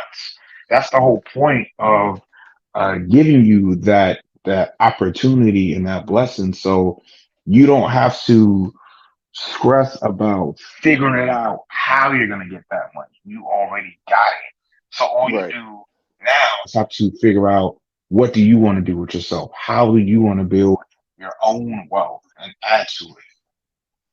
That's how it's supposed to go, but unfortunately, uh, kids in that position, they become ungrateful, they become lazy, and they become rotten people. Like I've seen it to where they'll look down on people who are not as wealthy or as financially set up as them. Like, these people, there's something wrong with them. Like, they're bums, or like they're not that smart. I've seen people who have money kind of look down on people, and they really didn't have to do anything for that. So I can completely understand cutting them off to a sense, not leaving them nothing, but cutting them off like Russell did with his daughter. That I can understand. Even, what's his name? Is it Brian McKnight? Oh I think yeah. Yeah, I think he did that with his sons, to where he was paying their rent for years, and giving them an allowance money for years, and they're grown adults. I think they're well in their 30s, and he was still paying their rent, Oh and he yeah, was giving them. his first kids is up there in age, so yeah. Yeah, and then when he cut them off, you hear them doing interviews talking about their daddy ain't really do nothing for them, this, that, and the third. I'm like, that's ungrateful as F to me. It Um, really but is ungrateful. but I can somewhat, kind of understand your point, because money isn't everything, right? You need that quality time as far as like bonding with the child and being in the child's life. Just being a ATM daddy, that's not necessarily what most kids want from their dad, right? Or Hmm their mom. They actually want to have a relationship with you, not just you send money every couple months or you buy them Yeah, expensive gifts. it's not something So they need either. yeah, so I think that's that can be a problem too, to where it's not enough quality time spent with the kids. But Yeah, still, like I've seen the results of like kids who are spoiled, and again, I say like they're ungrateful, they could be lazy, they don't know what it is to work hard or really value something that you put in a lot of work to earn. They don't have that go-getter mentality, right? Because yeah. they don't have to do anything. Um, so that's my thoughts. I had something else, but I just lost it. Hey man, shoot, that was a good take of yours right there, man. And it's just like I said, man. Like, of course, when you're a parent, you always want to make sure that you're doing the best that you can to provide for your Oh, children. okay. Now I remember. Now some actually try, like you said, like they try to teach their kids the business, and Hmm. sometimes it does work out. Like I know, like in this space, we rag on like Will Smith, right? And Hmm. even though I don't like how Jaden Smith turned out completely, um, I still can give him some credit to where okay, he did follow in his father's footsteps, literally. He's a rapper and he's an actor, just like his dad. And I would Yeah, even say that he's a better rapper and a better actor than his dad. Or he's getting there to that point. I don't. So and at least with like Jaden, right? That's an example of like his father literally passed down the torch to him. So hmm, he's and Jaden also he has what his own like water company or something like that. I have So no idea. yeah, he has something like that where he has like his own water company. So that's like something I would want to see my son do, even if he doesn't necessarily go down the same path. Like he sets himself up well enough to where he doesn't necessarily need my money anymore. Like Jaden can make his own money apart from his parents. That's right. That's impressive, right? He's his own celebrity. He's not just Will Smith's son. He's Jaden Smith. Yeah, Um, right. So that's really what people who, are successful and got money like that, that's what they want to pass down to their children and their grandchildren. But a lot of times it don't play out like that. So I can understand cutting them off. Not hmm. entirely, but cutting them off to a certain extent, yeah. What do Yeah. you think? Do you think like after a certain age, you gotta just say, nah, you grown, I've spoiled you long enough, you're on your own now. Because honestly, I think that's fair too. Oh, it's definitely fair. Like in my opinion, if I was in that position, and I know all of my kids are grown and they're able to function. All of their body parts are moving great. They can do whatever they could do. Like, and if I see they're not doing what they're supposed to do, yeah, I probably will cut them off because it's like, look, it's my job was to take care of you while you was a child. Like, don't get me wrong, like Papa, Dad always gonna be there for you, but at the same time, you have to learn to fend for yourself because at the end of the day, I'm not gonna be here, what I'm saying, all the time. I'm not going to be around forever. So when I'm gone, what are you going to do? So Right. maybe that's the problem is you don't raise your kids to live wealthy, right? Hmm. You leave it to the inheritance. So you teach them to fend for themselves. You send them out in the world on their own. They got to work and make their own living. But, you know, someday when they're 40, 50 years old and you go and you pass on, you leave it to them. And hopefully by then they're responsible enough to do something responsible with it. Right. Versus what you were talking about, whoever, I think, was it you, Leo, was to talk about kids wrecking their Benzes and Yeah, that not. was Yeah, me. like yeah, they spoiled and they got their parents buying them fancy cars and they wreck it like crazy because they don't care. Like they didn't have to put in work to actually buy that car, and plus they know mommy and daddy could buy them another one. So maybe spoiling the kids is the problem, right? Don't buy them a fancy car. In fact, maybe don't even buy them a car. Make them you know how some parents used to do, make them pay for half of it, save up money for half and you pay the other half, that type of thing.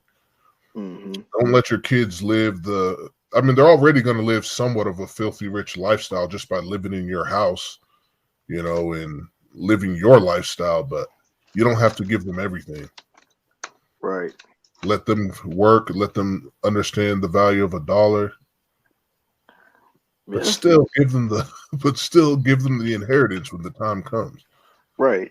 Yeah. Because I mean, this makes me think about like a friend of mine that comes into work every once in a while. Like he fixes the machines in the hospital and stuff, like, you know, the scanning machines, the X-ray machines and stuff like that. Because he just had a daughter not that long ago, and he was just telling me like, yeah, you know, even though you and I both know that I make damn good money doing what I do, but I'm not going to let her think that I make that kind of money. So I'm going to let her think that we're struggling and this, that, and the third. But then when she gets a little bit older, then I'll let her know, like, you know, your father was making this type of money and that type of money and stuff like that. Because he wants to instill values into his daughter. Now, mind you, you know, he is a Filipino, so. But still, like, he was telling me that that's what he was going to do with his daughter, because like I said, she probably just turned maybe 1 year old not that long ago, but it's just the fact that he already laid the groundwork saying that he's not going to let her know that he got that type of money. Yeah, but like, especially if she's young and they know you got money. I mean, kids already be asking their parents, you know, to buy them like the newest Jordans, the PlayStation 5s. Yeah. Can you imagine if they knew that you got money, your daughter knew she's gonna constantly have her hand out for something. So I actually think that's smart. Yeah. And that's Yeah, one of the things he broke it down to. Daddy broke, Yeah. daddy ain't got it like that. Yeah. You're That's gonna one have of to the get a job and figure out how to get whatever you want. So Yep. That's one of the things he broke down to me too. He basically was telling me that as well. I was like, man, that's actually smart, man. Because if you let your kids know that you got money to support them or right away, like, of course, it's not going to register like when they're real young, but like once they get about 9 or 10 years old to where they really can comprehend things, shoot, they already gonna be spoiled. Yeah, but then taking that approach, you don't you deprive yourself of the high life? I mean, that's the question you have to ask my friends. Shoot. And like I said, he basically broke it down, but he just thinks like he just don't want his kid to be a spoiled brat. This was his words to me, because he's like, I want to, you know, instill values into my daughter to let her know that, you know, you got to work hard for what you want. You can't just think, oh, daddy's gonna bail you out every single time you need it. Yeah, I mean, really what it is you're preventing your children from being weak. Because in this society, you have to be able to advocate for yourself and work for what you want and go after what you want. And if that development in you is stunted, you're not fit for this world. You know what I mean? Because I mean, think about it, man. Having that type of money, even though a lot of people will say straight up, "Oh, I would love to have that type of money." That having that type of money that early in life that's a handicap, because it prevents you from really seeing what type of person you really are, because you're always going to be thinking the money is my safety net. So if anything was to happen, oh, my parents got this, or I'm able to get my hands on that type of money. I can do this, I can do that. But But I also think it depends on the parents too, right? Because my cousin, she's like a credit rep agent, and she makes really, really good money. And all her kids, they're very hardworking and well set up. Right there, I think both of her daughters are credit rep agents themselves, and they make good money.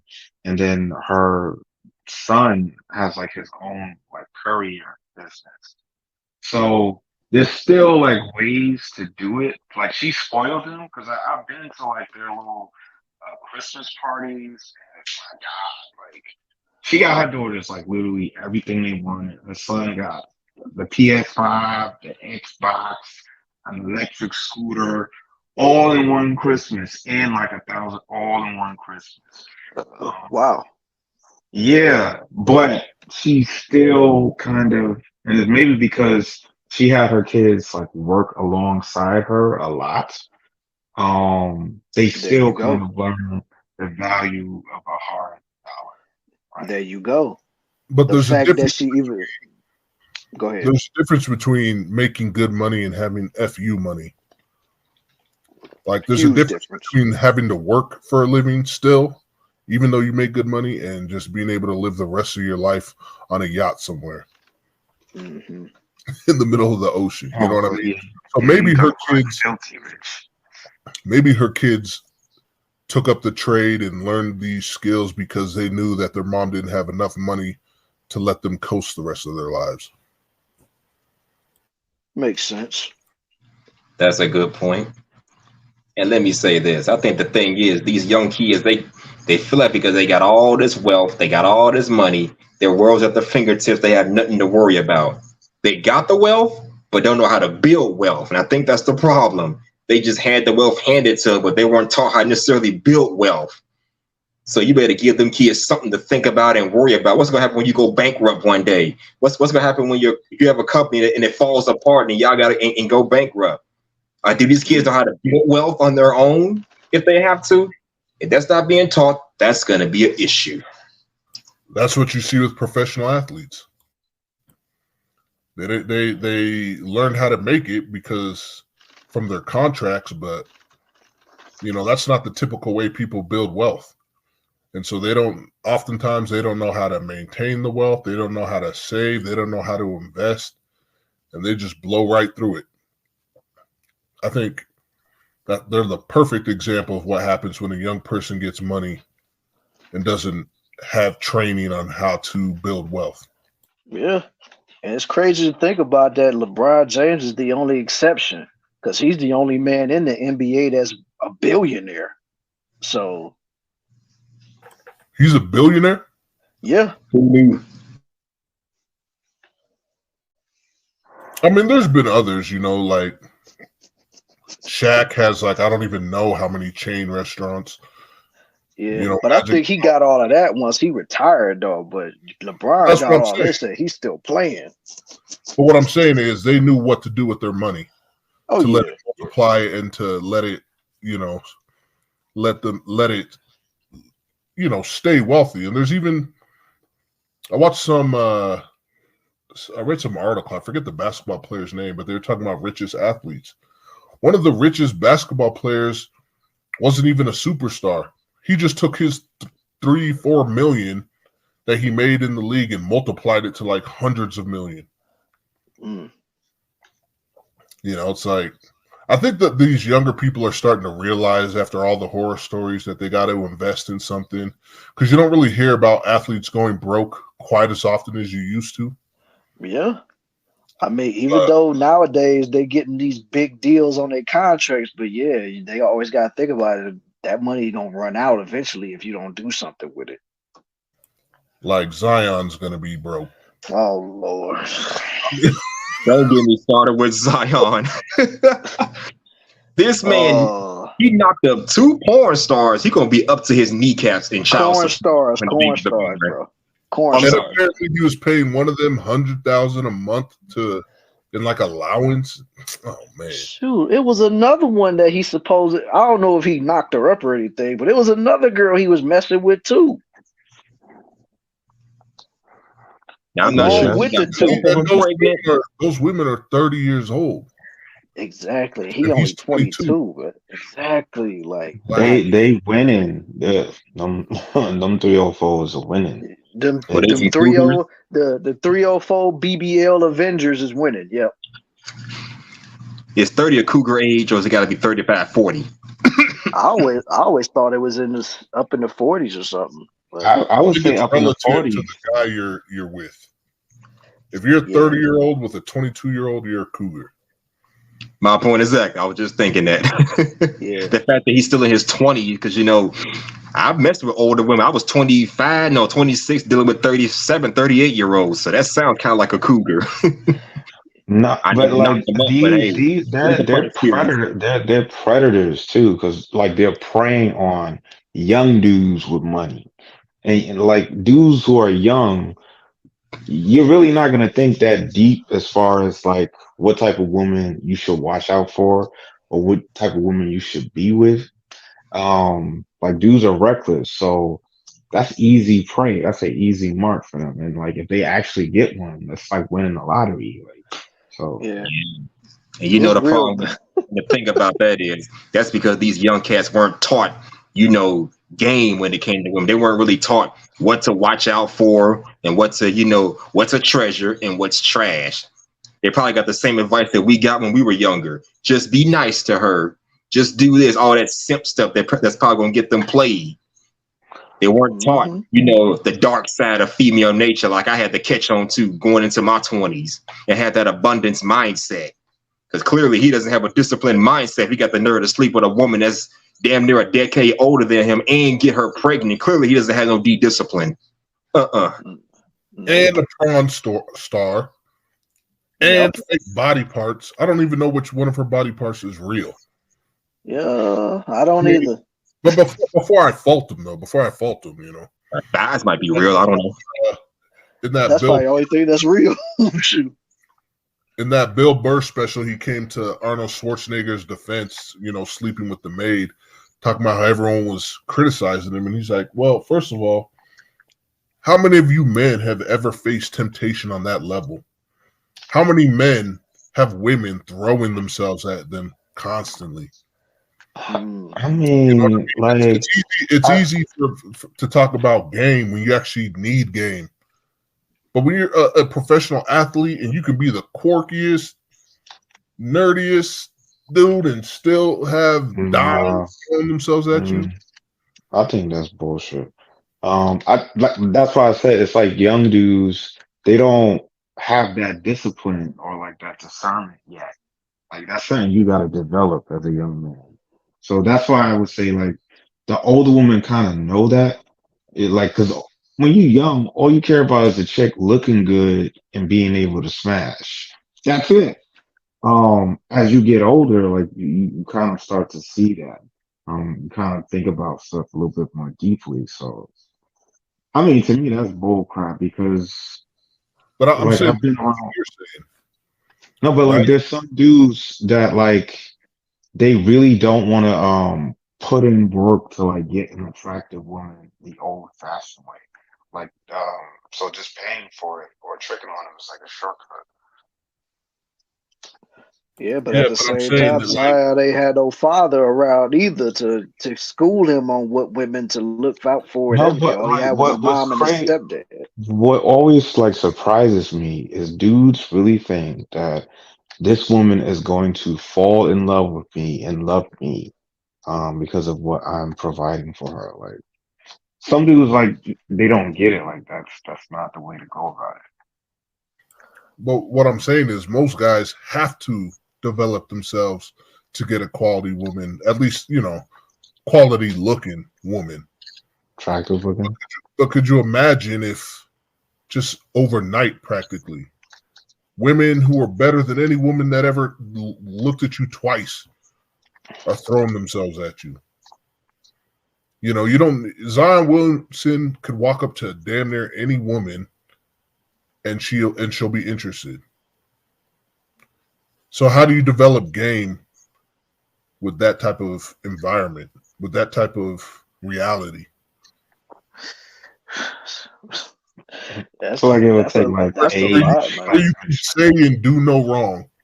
That's a lot, man. Because for a 22-year-old to have that type of playground in front of them. Like when I was in the military, you sort of saw that because you have obviously like strippers, escorts. You go to foreign countries, like there'll be women that are ready to just have a baby with you and get married to you like ASAP.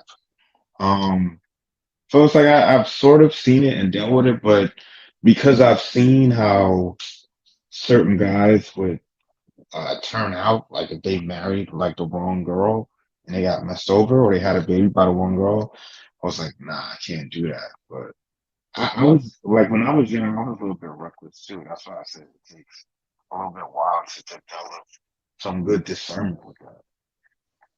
I don't think it's very rare, like a 20-year-old or a dude in his early 20s have that level of discernment. But I have seen it, right? What's this YouTuber name? Is it Kai Cenat or Senate? I don't know how to Oh, say you it. talking about that Twitch streamer dude? Yeah. He's really young. He's really young, but he has game. Like he's aware that these women are throwing themselves at him, for the bag, for clout. I think I seen a video to where like it was like a 40-year-old scripper slash IG model like came to his house and like recorded that she was at his house and then he had to cut her off. And he already knew what was up. So dudes can learn, but it takes a while. Yeah. But that is predatory what you're saying. Yeah, because they again, a 40-year-old scripper messing with like a 22-year-old dude that's, he's got fame and clout. He's on YouTube and Twitch. She knows what she's doing. Yeah, they know those. They haven't been around the block too much. They don't know. They don't know.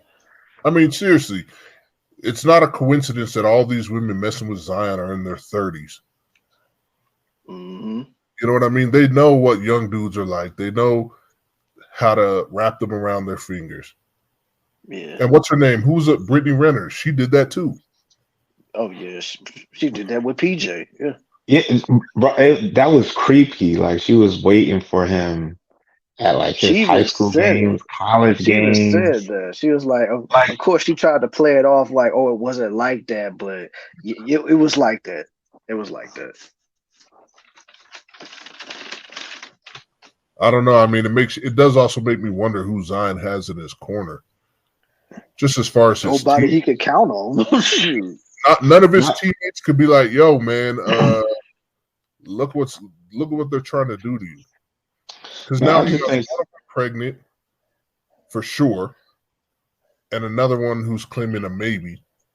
I mean, at the same time, though, like if you really think about it, his teammates probably could have tried to tell him, but dude was always being built up as supposed to be the next LeBron ever since he was drafted #1 overall. So, a lot of people, he probably thinking to himself like, man, why you trying to stop my shine, man? Like, come on, man, I'm young, I'm trying to have some fun and stuff like that, man. Come on with that. And I mean, it's not like he's a rookie anymore. You know what I'm saying? Like this is what, second, third year in the league, I want to say.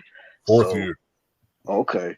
Yeah, well, I know you ain't a rookie no more, so I'm just saying, like, so he probably also looking at it like, yo, man, I'm still young. I'm trying to do this, that, and the third. But it's like, at his level, he's always, what I'm saying, like every single news media outlet is building this dude up as to be the next best. Now, they talk about this dude, Victor, whatever his last name is, that came from France. But before him, it was, Zion. Everybody always talked about Zion. Zion was supposed to be the guy to take it from LeBron. So when you got that type of cachet about you, of course you about to have them 30-year-olds and something always chasing after you. And plus, I mean, they not ugly. So of course he looking at them and he like, oh yeah, I could knock it down or whatever. But like I said, he probably thinking that he just got that cachet that can't nobody tell him nothing wrong until he ends up in the situation he's currently in right now. Yeah, and I think money, like when you're filthy rich, it just makes you feel like you're never wrong because, like, look how far you got in life. You got farther than anybody else. So people would be like, well, you're just saying this because, you're broke. Because I look at that Summer Walker situation where, like, she's got multiple baby daddies now. And she doesn't want to listen to anybody's advice because she's like, well, you can't tell me nothing. You broke. So it's like money kind of like soups her head up, too. Right. I don't know. I think in Zion's case, man, he's just like a little bit too wholesome, man, and a little bit naive. Because prior to these women, remember that white chick that put him on blast because he was on her, she recorded them doing like a Facebook or not Facebook Live, a live chat or whatever. I think I remember hearing This something girl was a about this. plain Jane. I mean, an absolute plain Jane. And she has Zion on there like, why are you so pretty? How'd you get to be so pretty? That's what he said? Something like that, yeah. Wow. Just like he's just like he's just like a wholesome but naive dude, man. And I think these women saw him coming from a mile away. Oh yeah, he don't know no better for real. Because if he think a plain Jane is beautiful, like my boy, what in the world? Honestly, I think he's just been getting like no play from women. Then like, yeah, he probably getting did, that big contract. He got it now. He probably did, but just not on the level of a prawn star. Yeah, or only friend. She probably took his soul, And, and now he's like literally, yeah, I guess. I think that's overrated because at the end of the day, they still like the same woman, still dealing with the same problem. Your soul is mine. But I don't think. I mean, you see how crazy this Mariah Mills is now, but that's not how she presented herself to Zion. Nah, she's the most loving, supportive, encouraging. Whatever game she was playing. Mm-hmm. And I wouldn't doubt the other one was like that too. Yeah. And now she's threatening the team, basically saying if you don't trade them, she's gonna leak all the tapes they done made together. So it's like, my God, boy, you just done made a mess down there in New Orleans. But even after all this outburst, she tattooed his name on her face. Allegedly. Wow. That's crazy. Who knows if it's a real tattoo, but I mean, right. I feel bad for Zion, man, because he's just like this is gonna change him, man. This is gonna change him. This is the type of thing that turns men from nice guys into savages. Yeah, pretty much. You treated one girl really well, she did you wrong, and you're like, never again. Mm-hmm. Don't he got a daughter on the way though? Yeah. At least that one, the mother of that one's being cool. So yeah. Hopefully right he won't have too much. Yeah. Hopefully he won't have too much problems with her. But I could just see like when one girl drags your name and reputation through the mud like this, you're gonna have your guard up from here on. Right. Which is a good thing for him. Mm-hmm. It's unfortunate, but it's good to protect himself. Yeah. Like this guy, he's already had from plain Janes to prawn stars just ruining his reputation. This is going to turn him into a callous shadow of his former self. Oh yeah. And plus on top of that, dude need to get a better team around him as far as like, his consultants and all the other people that really like look out for him behind the scenes and off the court and stuff like that. That way that they can, feel the women out that's supposed to come in his, his path and stuff like that. So that way he don't end up in the same situation that he's currently in right now. I really wonder if he has a team at all though. Because when you look at the watch the video of the baby shower. None of his teammates were there. Wow. And it looked like not even his parents were there, his mom. I'm pretty sure his mom probably wasn't with it because, she's an OnlyFriends model. So, and plus it's a video that I've seen that she literally just twerking it out and doing splits on the table, lifting the dress up. You see the booty cheeks all going up and down, the BBL booty cheeks, I should say. But yeah, and then there's also a video of her out there fighting. So yeah. Yeah, that's the thing. Zion's isolating himself, it appears. Yeah. Because JJ Redick even said he's an aloof teammate. Right. He looked the part though. I don't know, man. I mean, Zion's actually my favorite player in the league. Yeah, I mean, if he actually were to stay healthy and slim down a little bit, he actually could be a force to be reckoned with in this league, man. He just, Yeah, I mean, he's just. I don't know, man. I'm rooting for him. You know, I try to remember that despite all the rumors and the social media gossip, like that's a real human being going through this right now. Yep. You know, sure is. Zion, from the looks of it, tried to take care of this girl, tried to treat her well, but I mean, can you imagine being salty because some guy's no longer giving you $100,000 a month? That's crazy. Enjoy it while it lasted. Right, you exposing messages and everything. All right, I see my boy Blue didn't hit the paddle, man. What's going on with you, homie? You got something to say on this matter, my guy?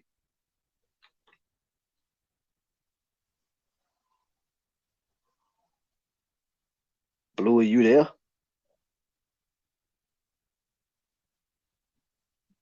Blue? Going once, going twice. You All right. know? Oh, there you go. Yeah, I was on mute. Yeah. What's going on, homie? Shit, it's cool. Yeah. Melody said you had something you wanted to add to the topic, man. What's on your mind? Well, we all talking about the parent thing, right? Yeah. Oh, nah. I don't know, man. You know, I think it's all about how people got their money, like y'all said before, what type of connections they have with their kids. A lot of people don't have them connection with their kids. So, like you said, they don't leave them nothing because they ain't have no connection with them. I think that's true. But then also, I do think it's true. I also think it's good to set your kids up in a good financial situation.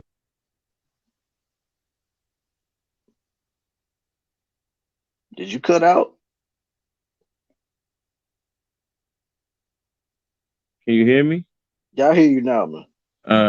I think sometimes people don't what was the last part you heard? That was basically it. When you said people don't, then you just zoom. Oh, yeah, I think people don't have the, like I said, the relationship with their kids, but also I think some kids may not be don't know how to deal with money, so they don't want to leave them the money because they don't know how to deal with money. Right. You know what I mean? A lot Yeah. of people don't know how to deal with money. They get money and they blow it. So I think it's a insecurity feeling of them working all their life, working majority of their day to build their wealth, and then having a fear thinking a kid may just throw it all down the drain. Yeah. That's definitely a possibility, but yeah, that's definitely. Now, if you had kids, how would you go about it? Uh, well, if I had kids, I would. Well, first of all, if I had kids, I would like gauge them to see like where their heads at as far as like how would they be able to work with financial situations and stuff like that before I even decide to talk to them about like the family business and stuff like that. Because sometimes when you got that type of money and then you're raising a child while you're wealthy, sometimes you got to really see how your kids maneuver when it comes to stuff like that. Because sometimes you could definitely tell like if a kid got that grit, they got that grind and that that ambition to actually want to do something. But then you got other kids that look at their money as like a safety net. So that's what I'm saying. Like you got to really gauge your child in the beginning to see where, not in the beginning, because of course you ain't gonna be able to tell how it is when they little, but like when they like maybe 10 or 11, you can kind of see where their mindset is, and it'll let you know whether or not if you should want to either leave them some money or just do whatever you're gonna do with it. That's what I would do.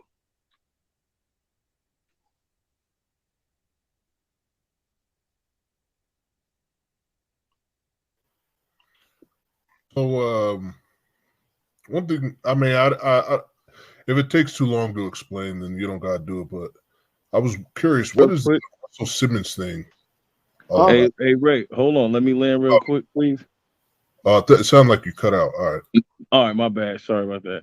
What I would do is open up a business for my kid and have him understand what a business is, what is a corporation, how to do tax write-off.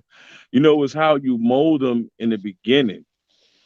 So by the time, if I would leave him any money, he would know what money is. He would understand money is for investment, and any desires that he wanted to have, he wanted things he wanted to get, he would have that would be out of his system. So God forbid, if or when I do go and I leave him the wealth, he would understand what it is and how to, carry that torch and make it better than what I did.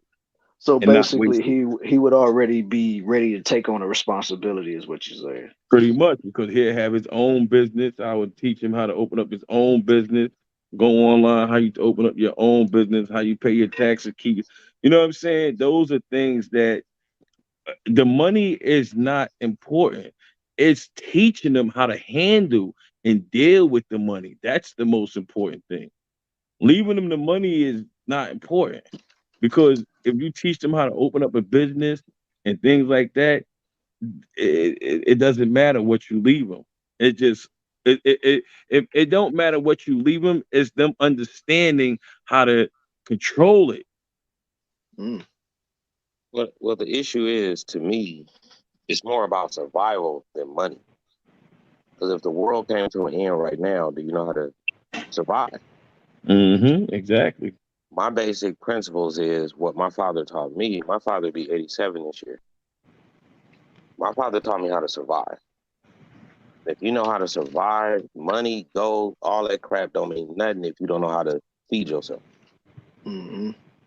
So my thing is, first, teaching your children how to survive. Because if we went through some real catastrophic situation, most of the world gonna die of starvation. So money is cool because we're living in this matrix type of situation.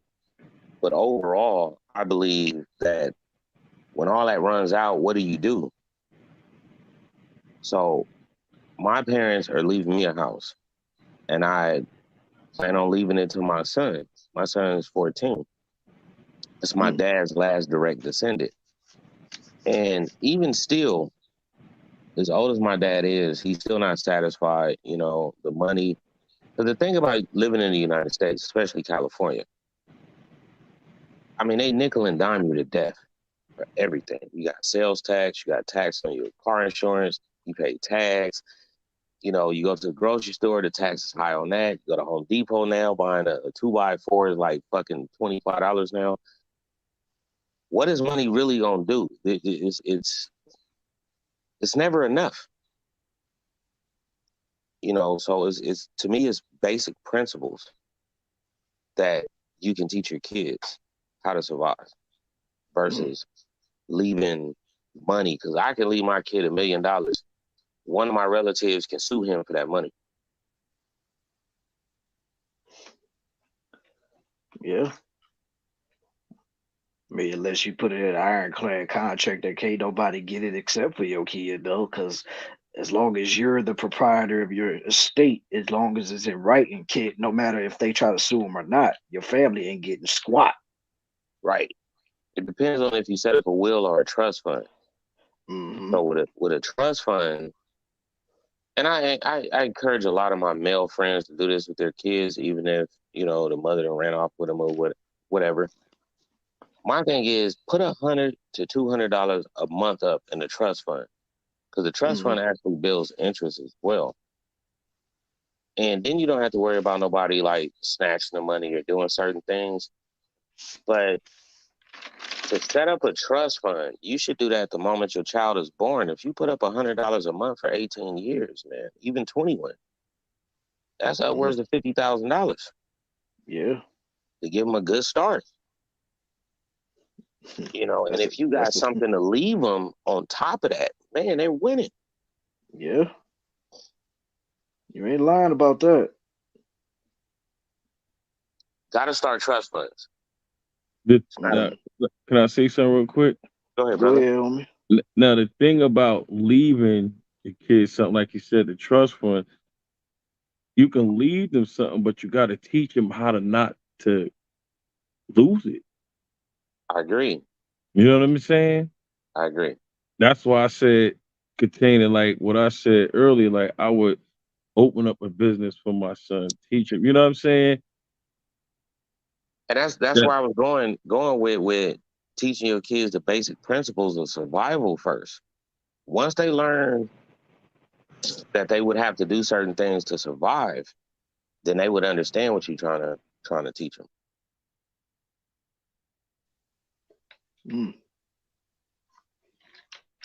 Yeah, I mean, could have said it any better myself, man. That's some real talk right there. Let's understand there's a different mindset from when people have money, deal with money, and have businesses versus when people work and don't have money. There's a different. We all look at things differently. Right. So nobody's better than you know what I'm saying? Nobody's better than each other, but we just look at things differently because of experience. Right. I always encourage people to get their own house, get your own business. Right. You know what I'm saying? Because it starts there of you having control and stop. I tell people, stop being on a cycle. When you on a 30-day cycle, you gotta pay rent versus if you own a house, you got a mortgage, still gotta pay your mortgage, but you could play with the time a little bit more. Right. Let me ask you this. Go ahead. Do all you guys have a wholesale license? Do you know it's free to get a wholesale license? Don't never let nobody tell you, oh, I get your wholesale license, give me $500 or $600. They're extorting you. It's extortion. You can get online and get a wholesale license, whatever state you in, whatever county you in, depending on what type of wholesale business you license want. for what though? Anything. You can do it for food. You can do it for clothes. You can do it for shoes. I mean, you can do it for anything. But once you got the wholesale license, now you're the middleman. So you can buy things at a cheaper price and sell it as well as they do in a liquor store, or a liquor license Now, is different. Do you say a wholesale license? You mean having an EIN number? No, not an EIN number. That's the difference. But the wholesale license is free. Nobody, you shouldn't have to pay anybody to get a wholesale license. Whatever state you're in, like I'm in California, I got my girlfriend wholesale license, and it depends on how you set up your wholesale license. You can do online business. You can go downtown LA and buy a bunch of like pro clubs, t-shirts. You can do what is the name of that business, babe? Down the street, Michelle. Oh, she can't hear me. Anyway, it's like a food business where all the liquor stores around here go to get all their chips and sodas and potatoes. Restaurant Depot. You can use your wholesale license there. You can set up a whole liquor store in your own house. So if we're talking about setting up business for our kids, start with that. Get a wholesale license. Set your garage up to be the neighborhood liquor store, or not even a liquor store, just a market. And that's a start right there for your children. That's something to teach them. I think in Jersey the laws might be a little different. Wholesale licenses are free though. No, I don't care what state you're in; they're free. You don't have to pay. No. I'm saying for setting up something at your home or something. I'm thinking. Yeah. No, as long as you're not selling like tobacco or liquor, if you're just selling like simple potato chips and just candies and goods, you should be fine with selling that stuff out of your house. Wholesale license. A wholesale license. I didn't learn about this until I was like 35 years old. I'm 40 now, so Hold on. A wholesale license free. yeah, it's free. Most people don't know that. Get ready to sell online. Take your business online. Need help with sales tax, marketing, apply for license, get yours. I'm just trying. No, when people say things, I do. Yeah, if you want to set your kids up for a future business, I think right now we all can agree on this panel that I would start with there, man. Get a wholesale license. I don't care if you sell T-shirts. I don't care if you come up with a logo and sell T-shirts for your city. Whatever the case, you can sell it online, eBay, Amazon, a lot of things. And that will be a start for your children as well.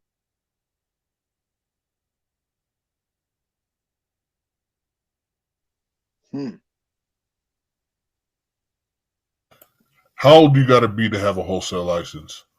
As long as you're 18 and over. You know, because I had this friend in high school who was always selling candy bars. He just walk around with this box of chocolates and just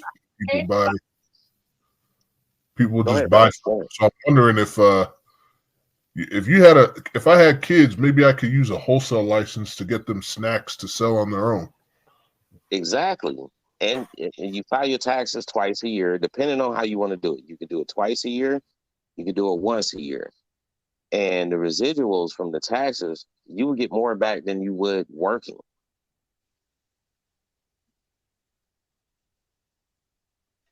That's a great idea, man. If you got your wholesale license and you actually went to a wholesale spot and bought the product at a cheaper price and sold it what they sell it at the stores, and you had your kids to do it, man, that's a great idea, man. I didn't even think about that. Especially, that's all I be seeing these kids out here be selling water on the side of the street and stuff. So, if somebody could have like a wholesale license, they could turn a pretty profit for that. Because look, my thing is this: the reason why I brought up the wholesale license, for years, people couldn't understand how motherfuckers from any part of Asia was coming over here opening up liquor stores and 7-Elevens and all this other shit. Right. They came over here, got on a visa, got the wholesale license, and then American gonna classify them as white. So they gonna get them business loans and some more shit. So they gonna be able to open up the building and some more shit.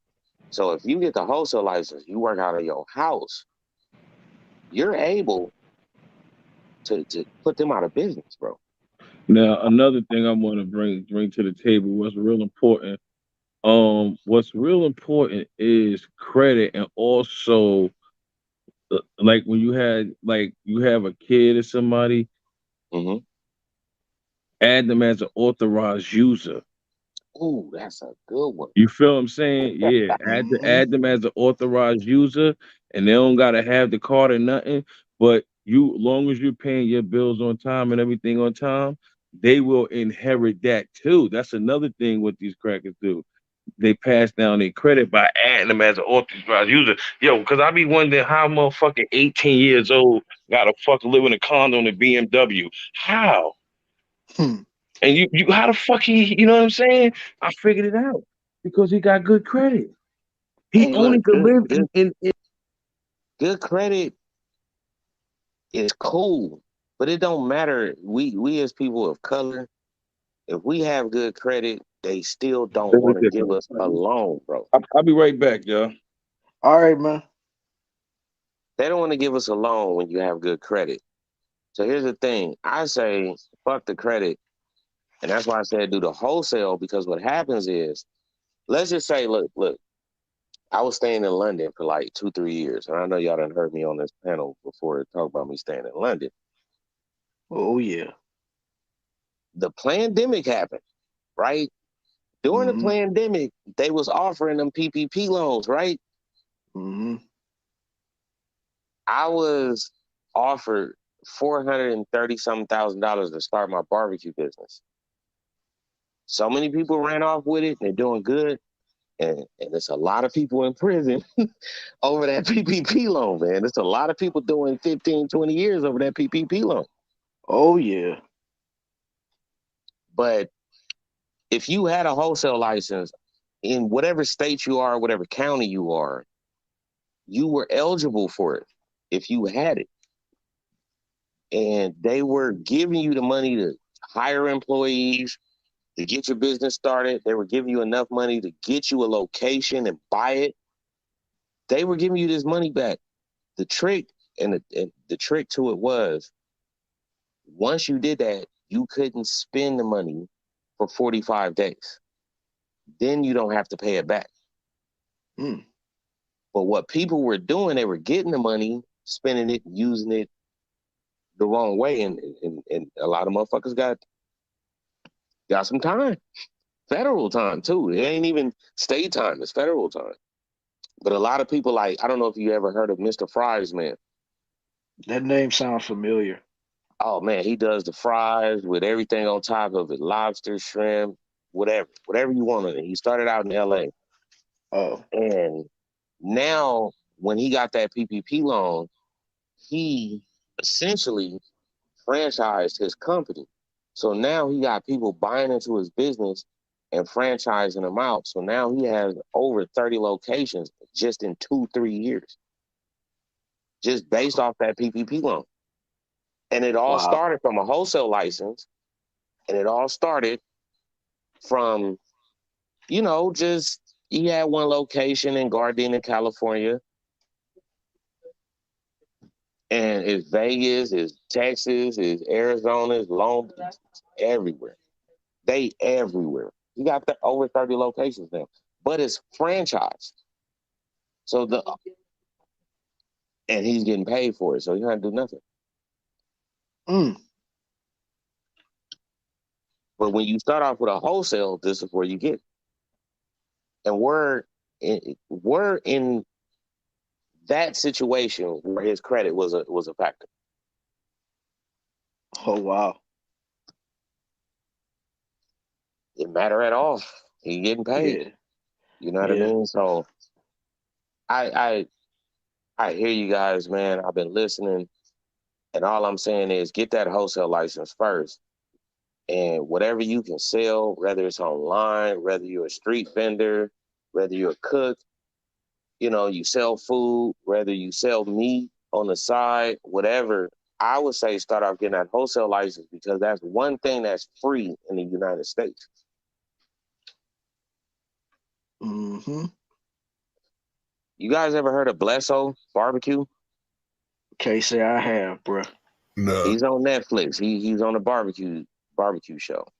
He started out in Compton. And this man opened up a barbecue business. He won the Hoodie Awards with what's his name? Steve Harf. Oh. This motherfucker opened up a barbecue business in Australia and London. He's a multi-millionaire. Now Netflix is giving him a show. Yeah, I might have to off a check that wholesale out. license, bro. Look it up. You can Google it. Google Bledsoe. Bledsoe he's got a weird name. It's hard to spell, but Google it. He has a Bledsoe in Australia, and he has a barbecue business in Los Angeles and the United Kingdom. Yeah, I'll check it out later. What are some other places you can get discounts other than Restaurant Depot? Man, you can use your wholesale license for all kind of things. It's like when you go to Ross, right, or you go to Marshall's, these are products that are DDs, all that. They don't know because they're on the East Coast. You gotta calm down, babe. But you can use your wholesale license no matter what you set it up for anything. I'll give it to you like this, and I want to educate you brothers on this. Get your wholesale license, and I want you to do it tomorrow. The next day, the day you wake up, do it. It's free. You can buy clippers and sell them motherfuckers cheaper than what they sell them at the beauty supply. You can go to a warehouse, man, and once you get the wholesale license, this is what they're gonna do. They're gonna give you all the information to all the places. Sometimes you got to do your own research, but sometimes they'll give you all the information in all the places to where these beauty supplies buy they shit, where these food places buy they shit, where these liquor stores buy they shit, where they markets buy they shit. What I'm trying to get us to understand, I know what we're trying to do for our children, but at the end of the day, if we got a wholesale license and started marketing in our own fucking neighborhoods, we can push them Asians, any form of Asian, which is Indian, Pakistani, and all that, we can push them the fuck up out our neighborhoods. And then you can open up a location without fucking credit, and then you can leak that shit to your kids. And nowadays we got online. You can sell shit online. Yeah, that is true. I mean, bro, when I was younger, I used to go into the beauty supply, one of these T-edgers. Them motherfuckers, $85. I got with the mother of my kid. I started learning about wholesale because her uncle had a wholesale license. So we went to this big ass warehouse, and I'm like, hey, that's the shit they sell in the beauty supply. I bought them same T-edgers for $15, and they sell them to you for $85.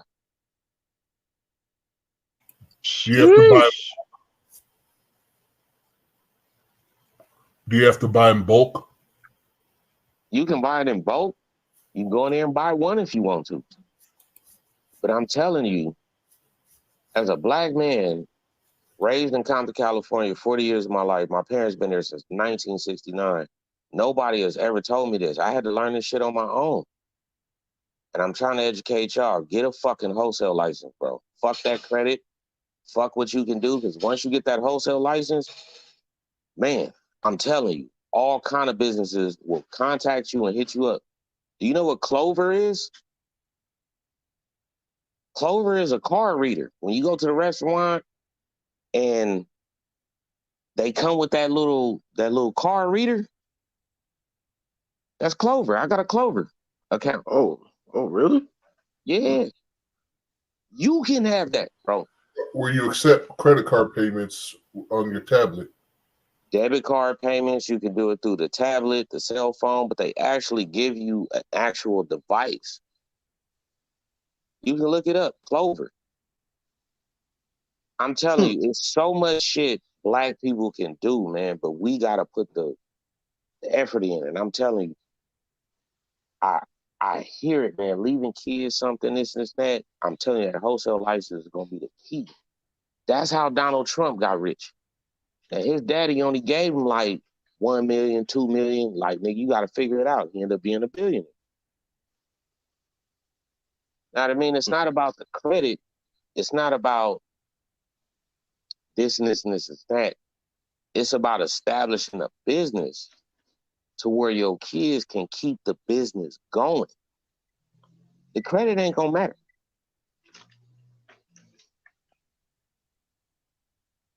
I'm encouraging you guys, and I'm gonna jump back on Mail Live one of these days, and I want to hear y'all say y'all got y'all wholesale license. It's definitely something I'm gonna look into. That's for sure. I mean, how these foreigners come over here and open up businesses in our neighborhoods, bro? Yeah, if it ain't Asians, it's Arabs. Well, that's part of Asia too. Asia, whatever the fuck they want to call it, man. But it fucks me up when I go to a store and is Filipinos, is motherfucking Vietnam, you know, South Korea. How the fuck you open up a store and you fresh off the boat? How? Just like you said, wholesale license. Man, I'm telling you, bro. I promise you. But there's got to be a credit element there. No, there's no credit. There's no credit. How are they paying the rent? How are they getting the lease? How are they? Because see, what they do is, look, I'm out here, right? I live in Huntington Beach, California, right? And I get on offer I bought my furniture, my dining room set and all that. And I'm looking, I had to ask the little Asian dude, like, man, what are you doing? Like, I got a wholesale license. What they do is the shit that Home Depot throw away, the shit that Walmart throw away, when people return shit, they go buy it at auctions. Wow. Through their wholesale license, and they get on OfferUp and sell it to you way less. We can do this, bro. We can do this. Man. Crazy thing is, I actually believe that. I heard of those auctions because, when people return things to Amazon, they don't restock it on the shelf. No, they're not going to sell it brand new anymore. Put it on a pallet and, Go ahead, bro. Auctions, they sell pallets of return to Amazon products. Right. So that, my thing is, that's what I want to encourage right now. When I jumped on this live and I heard what y'all was talking about, because I didn't know what the topic was about. That's the best thing you can do for your kids. Get a fucking wholesale license, start selling shit, buying shit as the middleman, and sell it from your home, bro. Even if you got to sell shit online, do it. You might know somebody who know how to paint shoes. When I was in London, they call them trainers. You know what I mean? They call sweatsuits jumpers. You can come up with a design and put it on some regular ass jumpsuits and sell that shit online. You can do the logos of whatever the logo of your fucking state is. And you can sell that shit. You can set up a canopy on a beach somewhere or wherever they do markets. You ever seen an open market, like a open market, flea market, whatever? Yeah. You can literally get a designer with your wholesale license to put these logos on these clothes, and you can go set up a fucking canopy and display the shit and sell the shit and make money. And you ain't never got to work a day in your life. That's all the work you gonna do.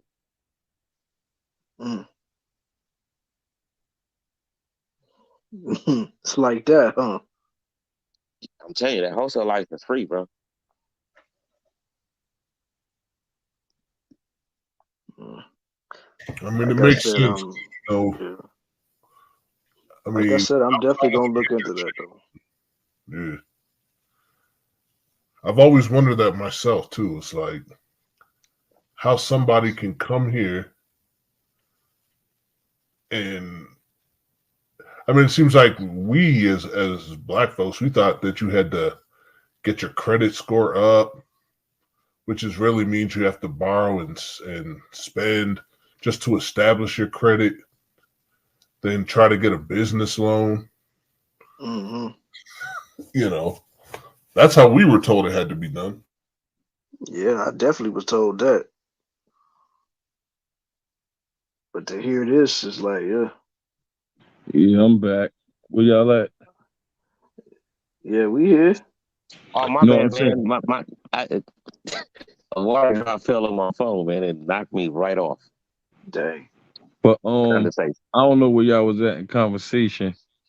Oh, we still talk about the wholesale license. Oh, all right. Before I left, though, I had to skate. But what I was saying about the credit, my cousin locked up, right? Like 4 years ago, I told him, I said, look, I'm gonna put you on my longest credit card. I'm gonna because I know that when I pay on time automatically. Hold on, I pay on time, but you know what I'm saying? So he just called me the other day. He said, yo, my baby mom's wouldn't check my credit. It was at a 790 something. That's good credit. That's good credit. He was soup. He was like, yo, I don't know what the fuck you did, but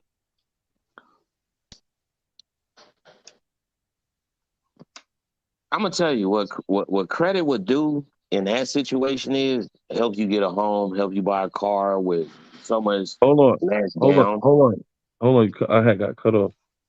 What Sorry, the brother. no, no, my bad. Um, and now when he come home, at least he'll have credit. Mm-hmm. You know what I'm saying? He could bust some moves and shit. But that's just all what I'm saying is we got to learn how to pass down our good history payments to others that want to build their credit.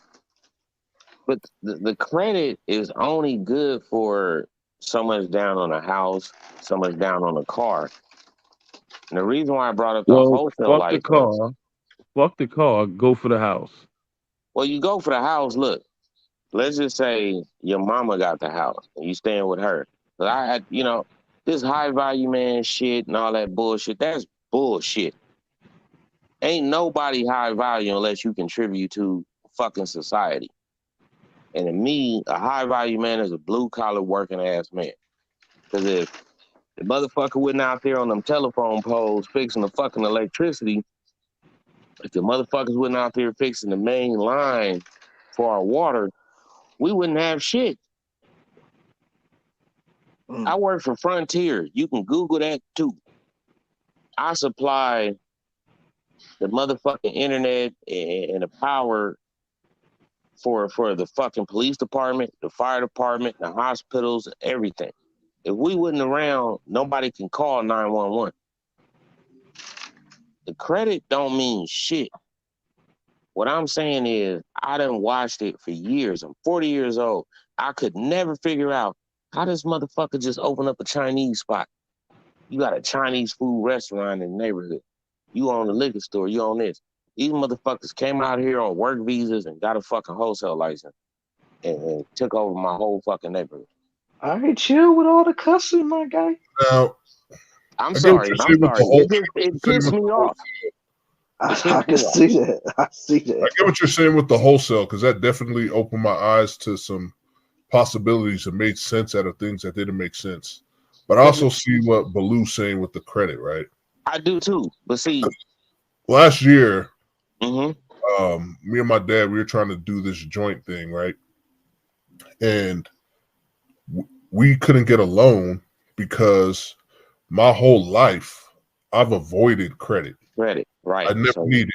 Right. I've avoided it. I never got credit cards. I didn't take loans, nothing. And so I had no credit. Right. Not even bad credit. I had no credit. And so my dad was like, look, we're going to put you on my card. And, this card that because my dad has good credit. And in like 6-7 months, I got a 7-something credit score. Right. See? That's what I'm talking about. I mean, you can do that with a secure card nowadays. No, but it's different. It's different. You can't. A secure card is different than you being an authorized user because with a secure card, you're not obtaining the history No, of but consistent it payments. bumps your credit up. No, you have to make the histories. What I'm saying is obtaining the history. You got to make the histories. Right. But there's two different credits. But the downside is, y'all remember when parents were opening credit cards in their kids' names and ruining their kids' credit. Right. And that's what the whole topic was now that when I came in about leaving our kids something. And I'm telling you, the credit is cool. That was something I would say the 70s, 80s, 90s. Now I'm telling you guys, if you really, whatever state each of you people live in, get online and get a wholesale license, no matter how you want to set it up. The credit don't even fucking matter. They're going to give you fucking loans. The fact that you got a wholesale license. And that's why these foreigners come over here and open up businesses in our fucking neighborhoods because they get these type of work visas and then they get these wholesale licenses because they're free. And then they start offering you hella money. Is that the same as a sales tax license? No, not at all. Completely different. Because it's like, look, this is what I'm trying to explain.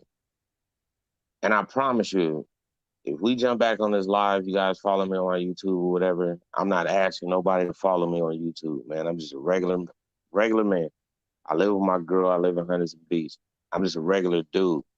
but I know what I'm doing for my son, and I know what I'm trying to do for her children and for her, right?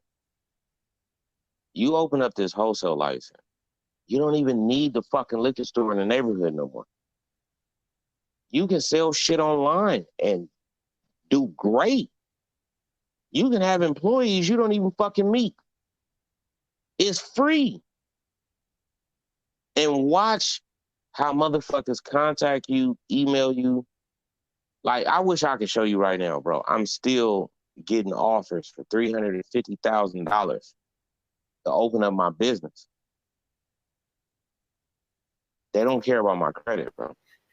Well, I'm looking into what you're saying as you're speaking, and where I live, they're saying wholesale is not subject to sales tax. No, I told you that earlier. No. Something about I'm reading on how to wholesale real estate, which I guess is a thing. No, don't wholesale real estate. Just a wholesale license, period. Real estate is a whole different ball game. Yeah, but they say you can wholesale it. Wow. What state are you in? Colorado. Oh. That means you can buy some land under wholesale, and let's just say a Chick-fil-A or McDonald's or something want to build on that land, that's where that would come into play. I don't know, man. You might have to jump on that, man. That's what I'm saying. I mean, once you started talking, I was like, it opened my eyes to some possibilities. I put it to you this way. Opening up a wholesale license, doing small business, being the middleman, and people have to buy from you like at a high demand, you could be a millionaire in like a year or two. I don't know if you know, Huntington Beach is a very expensive place to live, man. I grew up in Compton, California all my life. I knew Eazy-E. I grew up around celebrities. And you guys are smart, man. I've been on Mel's live a lot. I recognize voices. I heard you guys. I'm telling you, man, get y'all a wholesale license. Do that shit later on the day or tomorrow, whatever time. Watch your profanity. Get it. Mel done fell asleep again. More likely. Trust me, brother. Once you get that wholesale license, you're going to start getting emails. You're going to start getting calls. People will be like, hey, can you do this? I had the Tiger Woods golf tournament 2 years ago. I had a guy hit me up like, hey, man, we want you to come out here and barbecue. I didn't have the barbecue pit to do it, and I didn't have the manpower to do it. They was willing to pay me $400,000 to do it at a golf tournament. And that's what happens when you open up the wholesale license. You're going to get all kind of calls out of nowhere. When you go to the store. Why barbecue? Because I barbecue. I do barbecue. So the name of my wholesale license is Smoking Perry. So I got all kind of calls, like they wanted me to come out to Australia, all kind of shit. You know what I mean? But at the end of the day, the credit didn't matter. Just think if you would have won if you had your wholesale license and a motherfucker offered you $100,000. Watch your profanity. I'm sorry. If a person offered you to come do, to cook and do your barbecue thing at $400,000, would your credit matter at that point? No. Credit is good once you get the business and everything's going great. And that's why I'm saying what you guys were on topic about. That's where you would want your business to keep going through your children. McDonald's has been around for so many years. It started off with a small family, and it's around and it's doing what it's doing because, yeah, they did leave it to their kid, but it also started off as a wholesale license and a business, not credit. Because in the 30s and the 40s, like we are now, they wasn't trying to offer giving you a loan to start a business. And it's the same difference. And I encourage you guys, everybody that's on the panel right now, get your wholesale license. And I'm telling you, if you business savvy, you smart, your life is going to change in a year or two, man. I'm gonna look into that, yeah. Well, I definitely said I was gonna look into it. So The male got to stop falling asleep. I know they had all And that now, smoke. what's Fire. the process? What, you just do it online and they just send it to you?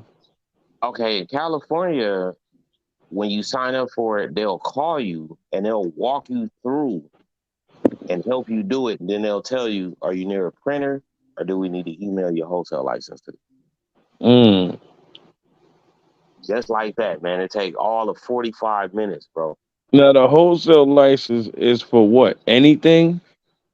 It depends on, you can set your wholesale license up for anything. Come here. I want you to say something to him. Did I get you your wholesale license? Yeah. She's 30 years old. This is my girl. Her name is Michelle. Her wholesale license is set up to sell beauty supplies. Not beauty supplies. Yeah. To work online. You can sell online. My wholesale license up is to sell food, but it don't matter. You can use your wholesale license for anything. Anything. Your wholesale license can be set up for food, bro. You And can you sell still could buy online with your liquor. wholesale. So you could buy, it could be for food and you could still buy liquor with the license number. No. Liquor, you got to get a liquor license. And if you got a felon or you got a criminal record, you can't sell tobacco or liquor. So how do you get the liquor license? No felonies. That's number one. No, I get that part. I get that part. But you can. Here's the thing. Get the wholesale license. Fuck the liquor and fuck the tobacco. Watch your profanity. Oh, damn. I'm sorry, Mel. My bad. Forget the wholesale the liquor and all that. If you can sell a bunch of Doritos, bro, out your house, I'd rather you do that.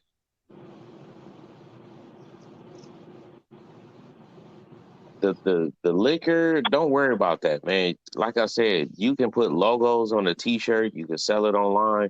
Your wholesale license can be set up for food. You can still use it to sell things online. You can still open up in whatever city you are. You can put up a canopy and put up, hang all your clothing up with your logo, and you can sell that even with a food wholesale license. So it don't matter how you set up your wholesale license, as long as you have it. So that's all that matters. Your girl who sells beauty supplies, is it private label or does she sell other people's brands? I mean, Amazon is set up to work with it as well. So she can go outside of Amazon. She can be the Amazon without being Amazon. She don't need a large corporation to sell her own product because there's a big warehouse. Like when you go into a beauty supply store where they sell the weaves and the whatever type of chemicals, whatever grease, whatever shampoos and all that. She can go to the same warehouse the beauty supply go to. And let's just say the beauty supply sell the shampoo for $6. She can sell it for $5 or $4. She's the middleman, just like the beauty supply is the middleman. And you guys can do this, man. That's what you can leave your kids. A business without credit. Mm-hmm. And I'm telling you, I encourage you. I encourage you guys. I ain't gonna over talk it. I'm gonna be done after I say this. You guys need to get your darn wholesale license. I'm not allowed to cuss. So you guys got to get your wholesale license, man. Whatever state you are in, and what I know for sure is, because I got my wholesale license, it's free no matter what state you're in. You can sell socks, t-shirts, tank tops, bras. You can sell whatever the heck you want to sell. You don't need credit to do that. You don't take credit to get a wholesale license. Am I lying? No. You got your wholesale license? Yeah. Nah. Did they walk you through it? Yeah. When you called them? No, they called you. No, I called them. And they walked you through how to get your wholesale license. Mm-hmm. And they asked you what you wanted to set it up for. You said an online business. Man, I wish I could show y'all. Do I got my wholesale license here? I really want to turn on the camera. I want to this show is it. a good panel and informative. I'm gonna look into the wholesale license, but I gotta run, y'all. All right, man. All right, you have a good night. All right, you too. Man. Good talking to you. Yeah. I'm done, man. I ain't got nothing else to say. You guys can talk, man. I'm sorry for over talking everything, man. Man, I'm just soaking everything in right now. That's why I ain't really saying too much. Oh man, say what you guys gotta say, man. I mean, hearing about wholesale licenses, what else is there to say? But I mean, we can try to reel it in though, man. Like I know Hustler Muscular been sitting up there waiting patiently because I know that man can sit up here for 2 whole hours without saying nothing. So you got anything you want to say, Hustler Muscular? All that stuff was informative. I can tell you that now. I'm looking to get a hotel license now. Got me into it. Mm-hmm. See, you already got people looking at the wholesale licenses, bro. You said hotel license? Wholesale. Oh, wholesale. Yeah, he said hotel. Nah, he was being funny. I thought he didn't say said that on that shit. purpose. He was being funny. He didn't say that on purpose. He was being funny. You sure? Sure, he was being funny. Okay. Well, I guess we'll go with that then. He said hotel license. Yes, he did. He said hotel license, my guy. He was being. I hope he wasn't that delusional. Yeah, I think he was being funny, man. He's right there. Why don't you ask him? I think he was being funny. I'm just defending him all the way. I think he was being funny. Nothing gets past y'all, does it? I didn't say nothing. You know, every time I come on this panel, you guys are such good people. You know, last year when Melly was, getting her thing going, yeah. I'm best friends with Austin, Austin Holloman. Yeah. And I remember it used to be heated on her panel. And it just settled down. I hear the same voices I've heard back in 2022. Mm-hmm. And you guys are good, positive people, man. And there's nothing wrong with a laugh and joking, but man, it was heated 2022. And the word is right now, man, I enjoy it, man. I enjoy listening to all of you guys and hearing the same voices I've been hearing for over a year. You guys are great people, man. Appreciate it.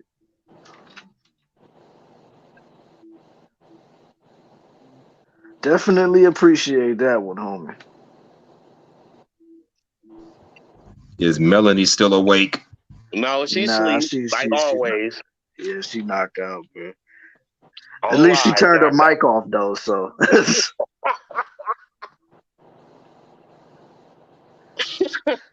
Cause I mean, shoot, she was telling me she was about to walk the dog. Next thing I know, we sitting up here damn near 3 hours in, and it's like, dang, she done went quiet. Yeah. I noticed when I cuss though, something pop up. Oh yeah, man. Like, I mean, I'm not, you know what I'm saying? It don't really matter like if you cuss. We just trying to keep it at a minimum, you know what I'm saying? Like, cause you was just going on a F tirade. I'm like, dang, bro. Yeah, I can't stand them foreigners coming in there taking up our neighborhoods, man. They put me on the F bomb all day. I can tell. Yeah, like I said, if you just said it once or twice, I wouldn't have said nothing. But you was like F them, mother F. I'm like, dang, okay, jeez, let me reel this in real quick. I'm sorry, I won't do it again. Yeah, because you know, Melody, she's still trying to keep everything cool for her channel, man. And since she's, you know, knocked out right now, I got to make sure everything is running smooth on her stuff, man. So, That is the sleepiest person I ever met. well, she a morning person, so she I was used to sleepy. be. She I used to was, be. I used to be a morning person, but I started doing graveyard shift. Not so much anymore. yeah. I ain't never been a morning person, so I can't relate. Like I said, I mean, don't get me wrong. I had jobs where I worked in the morning, but every time I came home, I was always out like a light. At least with the morning should get the day over with. Shoot. Yeah, I mean, you get a day over with, but shoot, every time I came home and took a nap, like, I mean, don't get me wrong, when I took a nap, it was still daylight, though, but still. But it's just the fact of knowing that a brother had to go to sleep early just to wake up early again. It's like, ugh.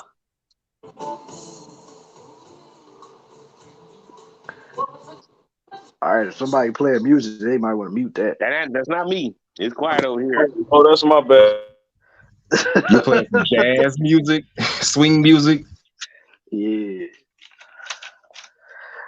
But yeah, like, anybody else got anything to add on that? Because I mean, shoot, it's we about to hit the 3 hour mark. I might shut this down.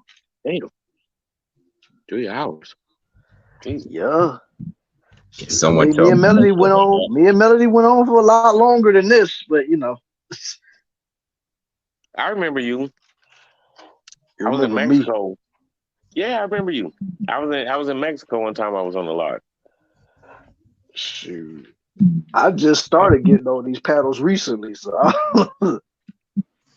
I think you jumped on it in November or October of 2022. yeah. No, it was February. This past February, because I remember he was on Melodies when Melody was doing his stuff solo. He would pop up every now and then. Yeah, right. Yeah. I mean, but I think Todd is about right though, because I do remember coming up for a Christmas stream too. So yeah, that's about right. I was in November. Yeah. Christmas. Oh damn. Anytime before January, I wasn't doing it. I didn't know who she was. I think it was Game Changer put me on Melody and put me on Killa Swag too, more or less. Yeah. Well, it was basically Melody that put me on to this because, you know, I always say it all the time. I was never interested in doing this type of crap.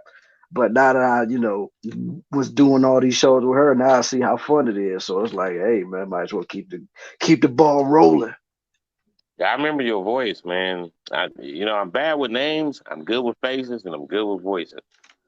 So I remember your voice, man. Yeah.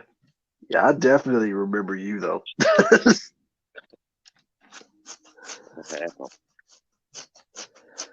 The thing is, look, man, I encourage all you guys, go get your wholesale license and see how things work out for you by the end of the year. I'm telling you, things are going to be so positive for you. And then you're going to realize, I could have done this a long time ago. Well, I ain't never know about no wholesale license until tonight, so. Well, he ain't lying. I'm looking at it right now. Like, ain't no point in me lying about it. Shoot, until you came up on this panel, I wasn't thinking about no wholesale license. Man, you can elect to pay your taxes once a year, or twice a year off your wholesale license. Because what happens is, I know in the state of California, once you get a wholesale license, whatever city you in, you have to get a business license. They will automatically give you the business license. You don't have to pay nothing or do anything. Okay. So I don't know how it works in different states, but I know getting a wholesale license, man, screw them people on the markets, the bodegas and all that. You be the bodega wherever you live at. You be the market. You sell whatever they sell out them stores, man. You can sell that.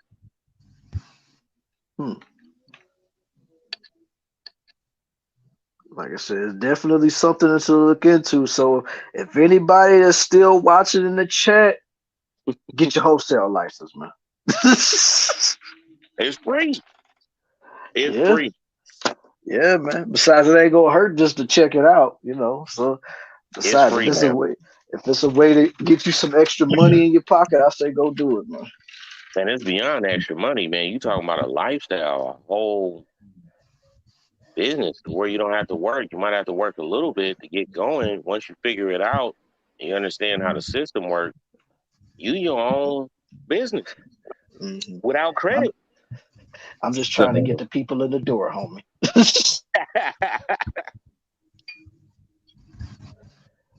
Like I said, after that, then it's on them on what they do next. But yeah, let me see what we at the 3-hour mark right now. So yeah, I'm probably about to shut this down. So anybody got any closing thoughts on what we got going on tonight? I'm gonna start with the homie Todd, man. What you got to say? What you gonna leave us with? Another wholesale license speech? No, I just want you guys to continue to do what you're trying to do, advance, move in life, and try to be the best version of yourself. That's it. Appreciate it. All right. All right, Blue. What you got for us while we taking it home?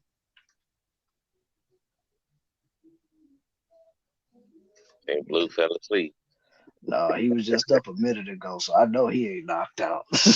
If he is, I'm like, shoot, he go to sleep real fast.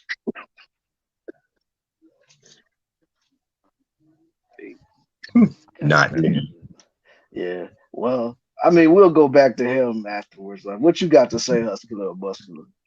As far as the main topic is concerned, I said you're going to pass on wealth to somebody. Make sure you pass it on to the right person. Just like in everything else in life, choose your partners wisely and choose whoever you're going to hand your wealth over to wisely. Choose your beneficiary wisely. But like I said, the problem is these kids get wealth, but they don't know how to maintain and build wealth in the event that something happened, you know? So I think it's important to understand how to not only obtain the wealth, but at the same time learn how to possibly build the wealth up. Right. That's just my final thoughts on it. That's what's up, man. Appreciate the final words, my guy. All right, Blue, man, is you finally about to come back to the mic, or do I have to shut this thing down, bro? He sleep. Dang, if he knocked out already, man. There you go. Who, me? Oh, he's awake He now. said you was asleep. He said you was asleep. Listen, I'm over here like this. I'm partying. I'm on mute. I'm over here. I'm getting the list ready. You know what I mean? Right. You partying at 1 in the morning? Cool. Yeah, man, I'm for hell fucking year. I ain't been to a party in almost 10 years. Oh boy. All right, Blue, what you got to say before we wrap this thing on up, man? Man, get your wholesale license. Get your credit right. You know what I'm saying? And you won't have to worry about leaving the kids nothing. You teach them how to, like he said earlier, which go back to what he said, you teach them how to survive. Yeah. And do go back to that. You know, that was a piece of the gym. You know, go back to surviving, knowing how to survive, knowing how to feed yourself, knowing, you know, when to cut back. Even if you do have money, when to cut back on things, you got to learn how, you know what I'm saying? Right. Still, even if you got money, you got to live like you ain't got no money. Absolutely. You know what I'm saying? And that's people's problem. People have money, they want to live like they got money and keep up with the Joneses, and you know what I'm saying, and they ain't got shit. Yeah, that's their problem right there. They too busy worried Mm-hmm. about that. Yeah. You know what I'm saying? Yep, that's it. That's all I had to say, Willie. All right, man. Appreciate that. All right. Well, since everybody that spoke their By the way, piece, man. Killer, I Yeah. had a question. You said you was a moderator for Melanie King. When was this? I don't remember that. I don't go on her show often. When was you moderating for her? You killed me with Dude, that I, one. I was a moderator like in her earlier streams, man. Like this was even before what happened with Kevin Samuels and stuff. I used to listen to her content back in like what 2021, 20 something like that. Yeah, because like when she started going live regularly, she asked like a bunch of people in the chat like whether or not who wanted to be a mod, and I just said me. Now I didn't think she was gonna give me a wrench, but she did end up giving me a wrench. So from that point on, like every time I would have like some time, when I was on my lunch break or my regular break, I would always go in and patrol the chat. And then like in one of those times when I was patrolling the chat, I seen you up there. What? What? Well, she made me cam up. I generally don't cam up because I'm a shy person. I like to stay in the shadows and in the mystery while spitting my facts. Well, yeah. I mean, she make everybody cam up though, so it ain't like it. That's just you. Like she don't like talking to big old circles, like this. She don't like people like this. Uh-huh. Now I could see she won't be able to cam up just for the sake of identifying from a real person. Like I'm in the backstage here and I got to cam up for like a second and a half. That's Right. one thing, but I got to be camming for the whole damn show. I'm too shy for that. Man. Yeah, that's how she do everybody, man. So, and plus, like when you first came over here, I was like, wait a minute, that dude's voice sound familiar. And then it just made me think about it. I was like, that's so and so. That's the dude I seen on the panel. But yeah, that's Now basically you know what I how. look like. No mystery. Well, I mean, we can always go to your link that be in your chat too. You got your videos still up there. Shoot. They don't get a lot of views. Yeah, but I mean, I appreciate all you guys, man. I'll try to jump on the next panel. I gotta go. all right, man. All right, love See you you guys, later, man. Ty. All right, No deuces, problem, man. homie. Yo. But yeah, man, like that's how that whole thing happened. Like I said, I seen a lot of characters jump up there. That's how I see the Art of Will too when he was talking to Melody. I mean, not Melody, but Melody. Saying what he said. Basically, that went viral. Talking about why she didn't go to Kevin's funeral and stuff. Like, cause I seen that when it happened live. I was like, oh wait. He caught a lot of smoke for that, didn't he? Yeah, but he didn't care. Shoot, he did not care. Shoot, hell, he was over here chopping it up with us talking about it. Shoot. But yeah. But yeah, when y'all do that end of July, beginning of August stream, if I want to, I'll cam up and you get to see the whole package. Oh Lord. And yes, for you fellas out there, I will be wearing a shirt. You happy now, Yeah. Killer? Mm-hmm. Hey. That's all I ask. Just wear a shirt, man. You better pray it ain't hot outside. I know it's gonna be like 90 degrees, but pray it ain't hot out. I have my AC on, but still. Hey man, only thing I'm saying, the only pecs I want to see is mine. So that's all I'm saying. I feel you on that one. I'm not for looking at no other dude pecs either, so I feel you on that one. I'm just joking. That's all I'm saying. Like I say, ain't nothing wrong. You can be proud of your body. That's all I'm saying. But I'm not trying to see it because I don't roll like that. Now the ladies, they'll enjoy it. But me, I'm like, we can do it out there.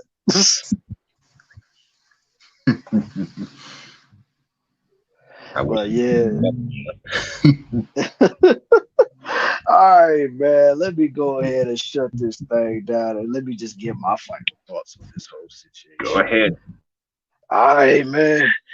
my whole final thoughts is basically what I said before. Like a lot of these parents say that they don't want to leave their kids with the money whenever something happens to them and stuff like that. It basically, in my opinion, it just goes along with what I said before. It's just like a lot of these parents don't really have a real relationship with their child. It's like because a lot of the time they're always out on the road. They always doing all of these press tours. They doing all of these press conferences. They going on movies, movie dates and stuff like that, or music, whatever they do in their profession. They always going on these media tours to try to get their name and try to get their brand and stuff out there instead of like actually building a real relationship with their kid. So it's like when you are home and you're finally off the road to spend some time with your family, even though you know that's your child, that's you're still looking at them like a stranger because you don't really spend time with them like that, except for when you are home. And then like when you are home, you eventually are going to have to go back out on the road and promote something else. So you don't really have a real relationship with your kids. So it's like, how can you really trust your child with all the money that you're accumulating over the years and you don't really know what they're like with money in the first place because the most people that's be around them is either their grandmother or their nanny, their chef, their tutors, all of these different people instead Housekeepers. of the parents. Huh? Don't forget the What? housekeepers, which I guess is a nanny. Exactly. It's the same. Yeah, exactly. Like, and that's why I said I think a lot of those parents are scared because they haven't really had a chance to really instill any values in their child because they're always on the road. So that's another thing. And plus, like what the fellas was talking about too, like, you know, worry about credit. And then on top of it, just like old boy Ty said, get your wholesale license, y'all. Get your wholesale license. And just like Blue said, get your credit right. Because honestly, you can do great with both. You don't necessarily just have to just go with the wholesale license, forget about credit. You could do both of those to better financially set yourself up for the future and better financially set your kids up for the future too. So that's all I got. And as far as the Russell Simmons situation, keep this off the internet and keep it off of television because that's just messy. Like, stop it. I don't want to know about you and your daughters and your ex-wife having problems. I don't want to hear about that. Right. When are people gonna learn some things you don't need to advertise to the whole damn world for them to see? Seriously, what the hell? Exactly. Yeah, I don't need to know like whether or not if Russell broke or not, or if he's not paying Ioka Easter money for rent. Like, I don't care about that. And that reminds me, I heard Lawrence Fishburne's daughter, she got into the adult industry as well. Oh yeah, she did. She definitely did that. So, but yeah, that could be a topic for another day. But anyway, I appreciate every single one of y'all for coming through for the show tonight. I appreciate everybody's perspectives on the topic at hand, and I appreciate Ty for the wholesale license speech that he gave us for 35 to 40 minutes. But in all seriousness, though, like I really do appreciate all of the knowledge that's been dropped tonight. Like it really gives really gives good perspective that we all are trying to really build over here. So it ain't just about talking about gossip and stuff all the time. Like we actually are building something that we could possibly take it to the future, and then the next generation that comes after us could take the wheel and do it better than we ever could. But all in all, I appreciate every single one of y'all for pulling up for the show tonight. And if you haven't pulled up for the show, if you didn't catch it live, you can always catch it on the replay. Make sure you leave a comment for this video. That way the algorithm can keep on shining a light on this stream. And make sure that you like both my stream along with Melody Streams, because me and her, we simulcast off of both our channels. So when you like one, make sure you like the other. That's all I ask. I'm not asking you to give me a whole bunch of money. I'm not asking you to be all this and that with my stuff. Just send a like over my way and just make sure to get the algorithm to shine that spotlight on your boy. You know what I'm saying? But all in all, I appreciate you guys. Me and Melody, we might chop it up sometime this week and see what the next show we're probably going to end up doing or something like that. But all in all, like I said, I appreciate you guys for being here tonight. and I will holler at y'all on the next episode of Killing Them Sweetly. So as you know, I like to say, deuces. This is H&M, dropping gems, stomping hard like a pair of Timbs. Y'all heard the man. Y'all heard the man. Deuces.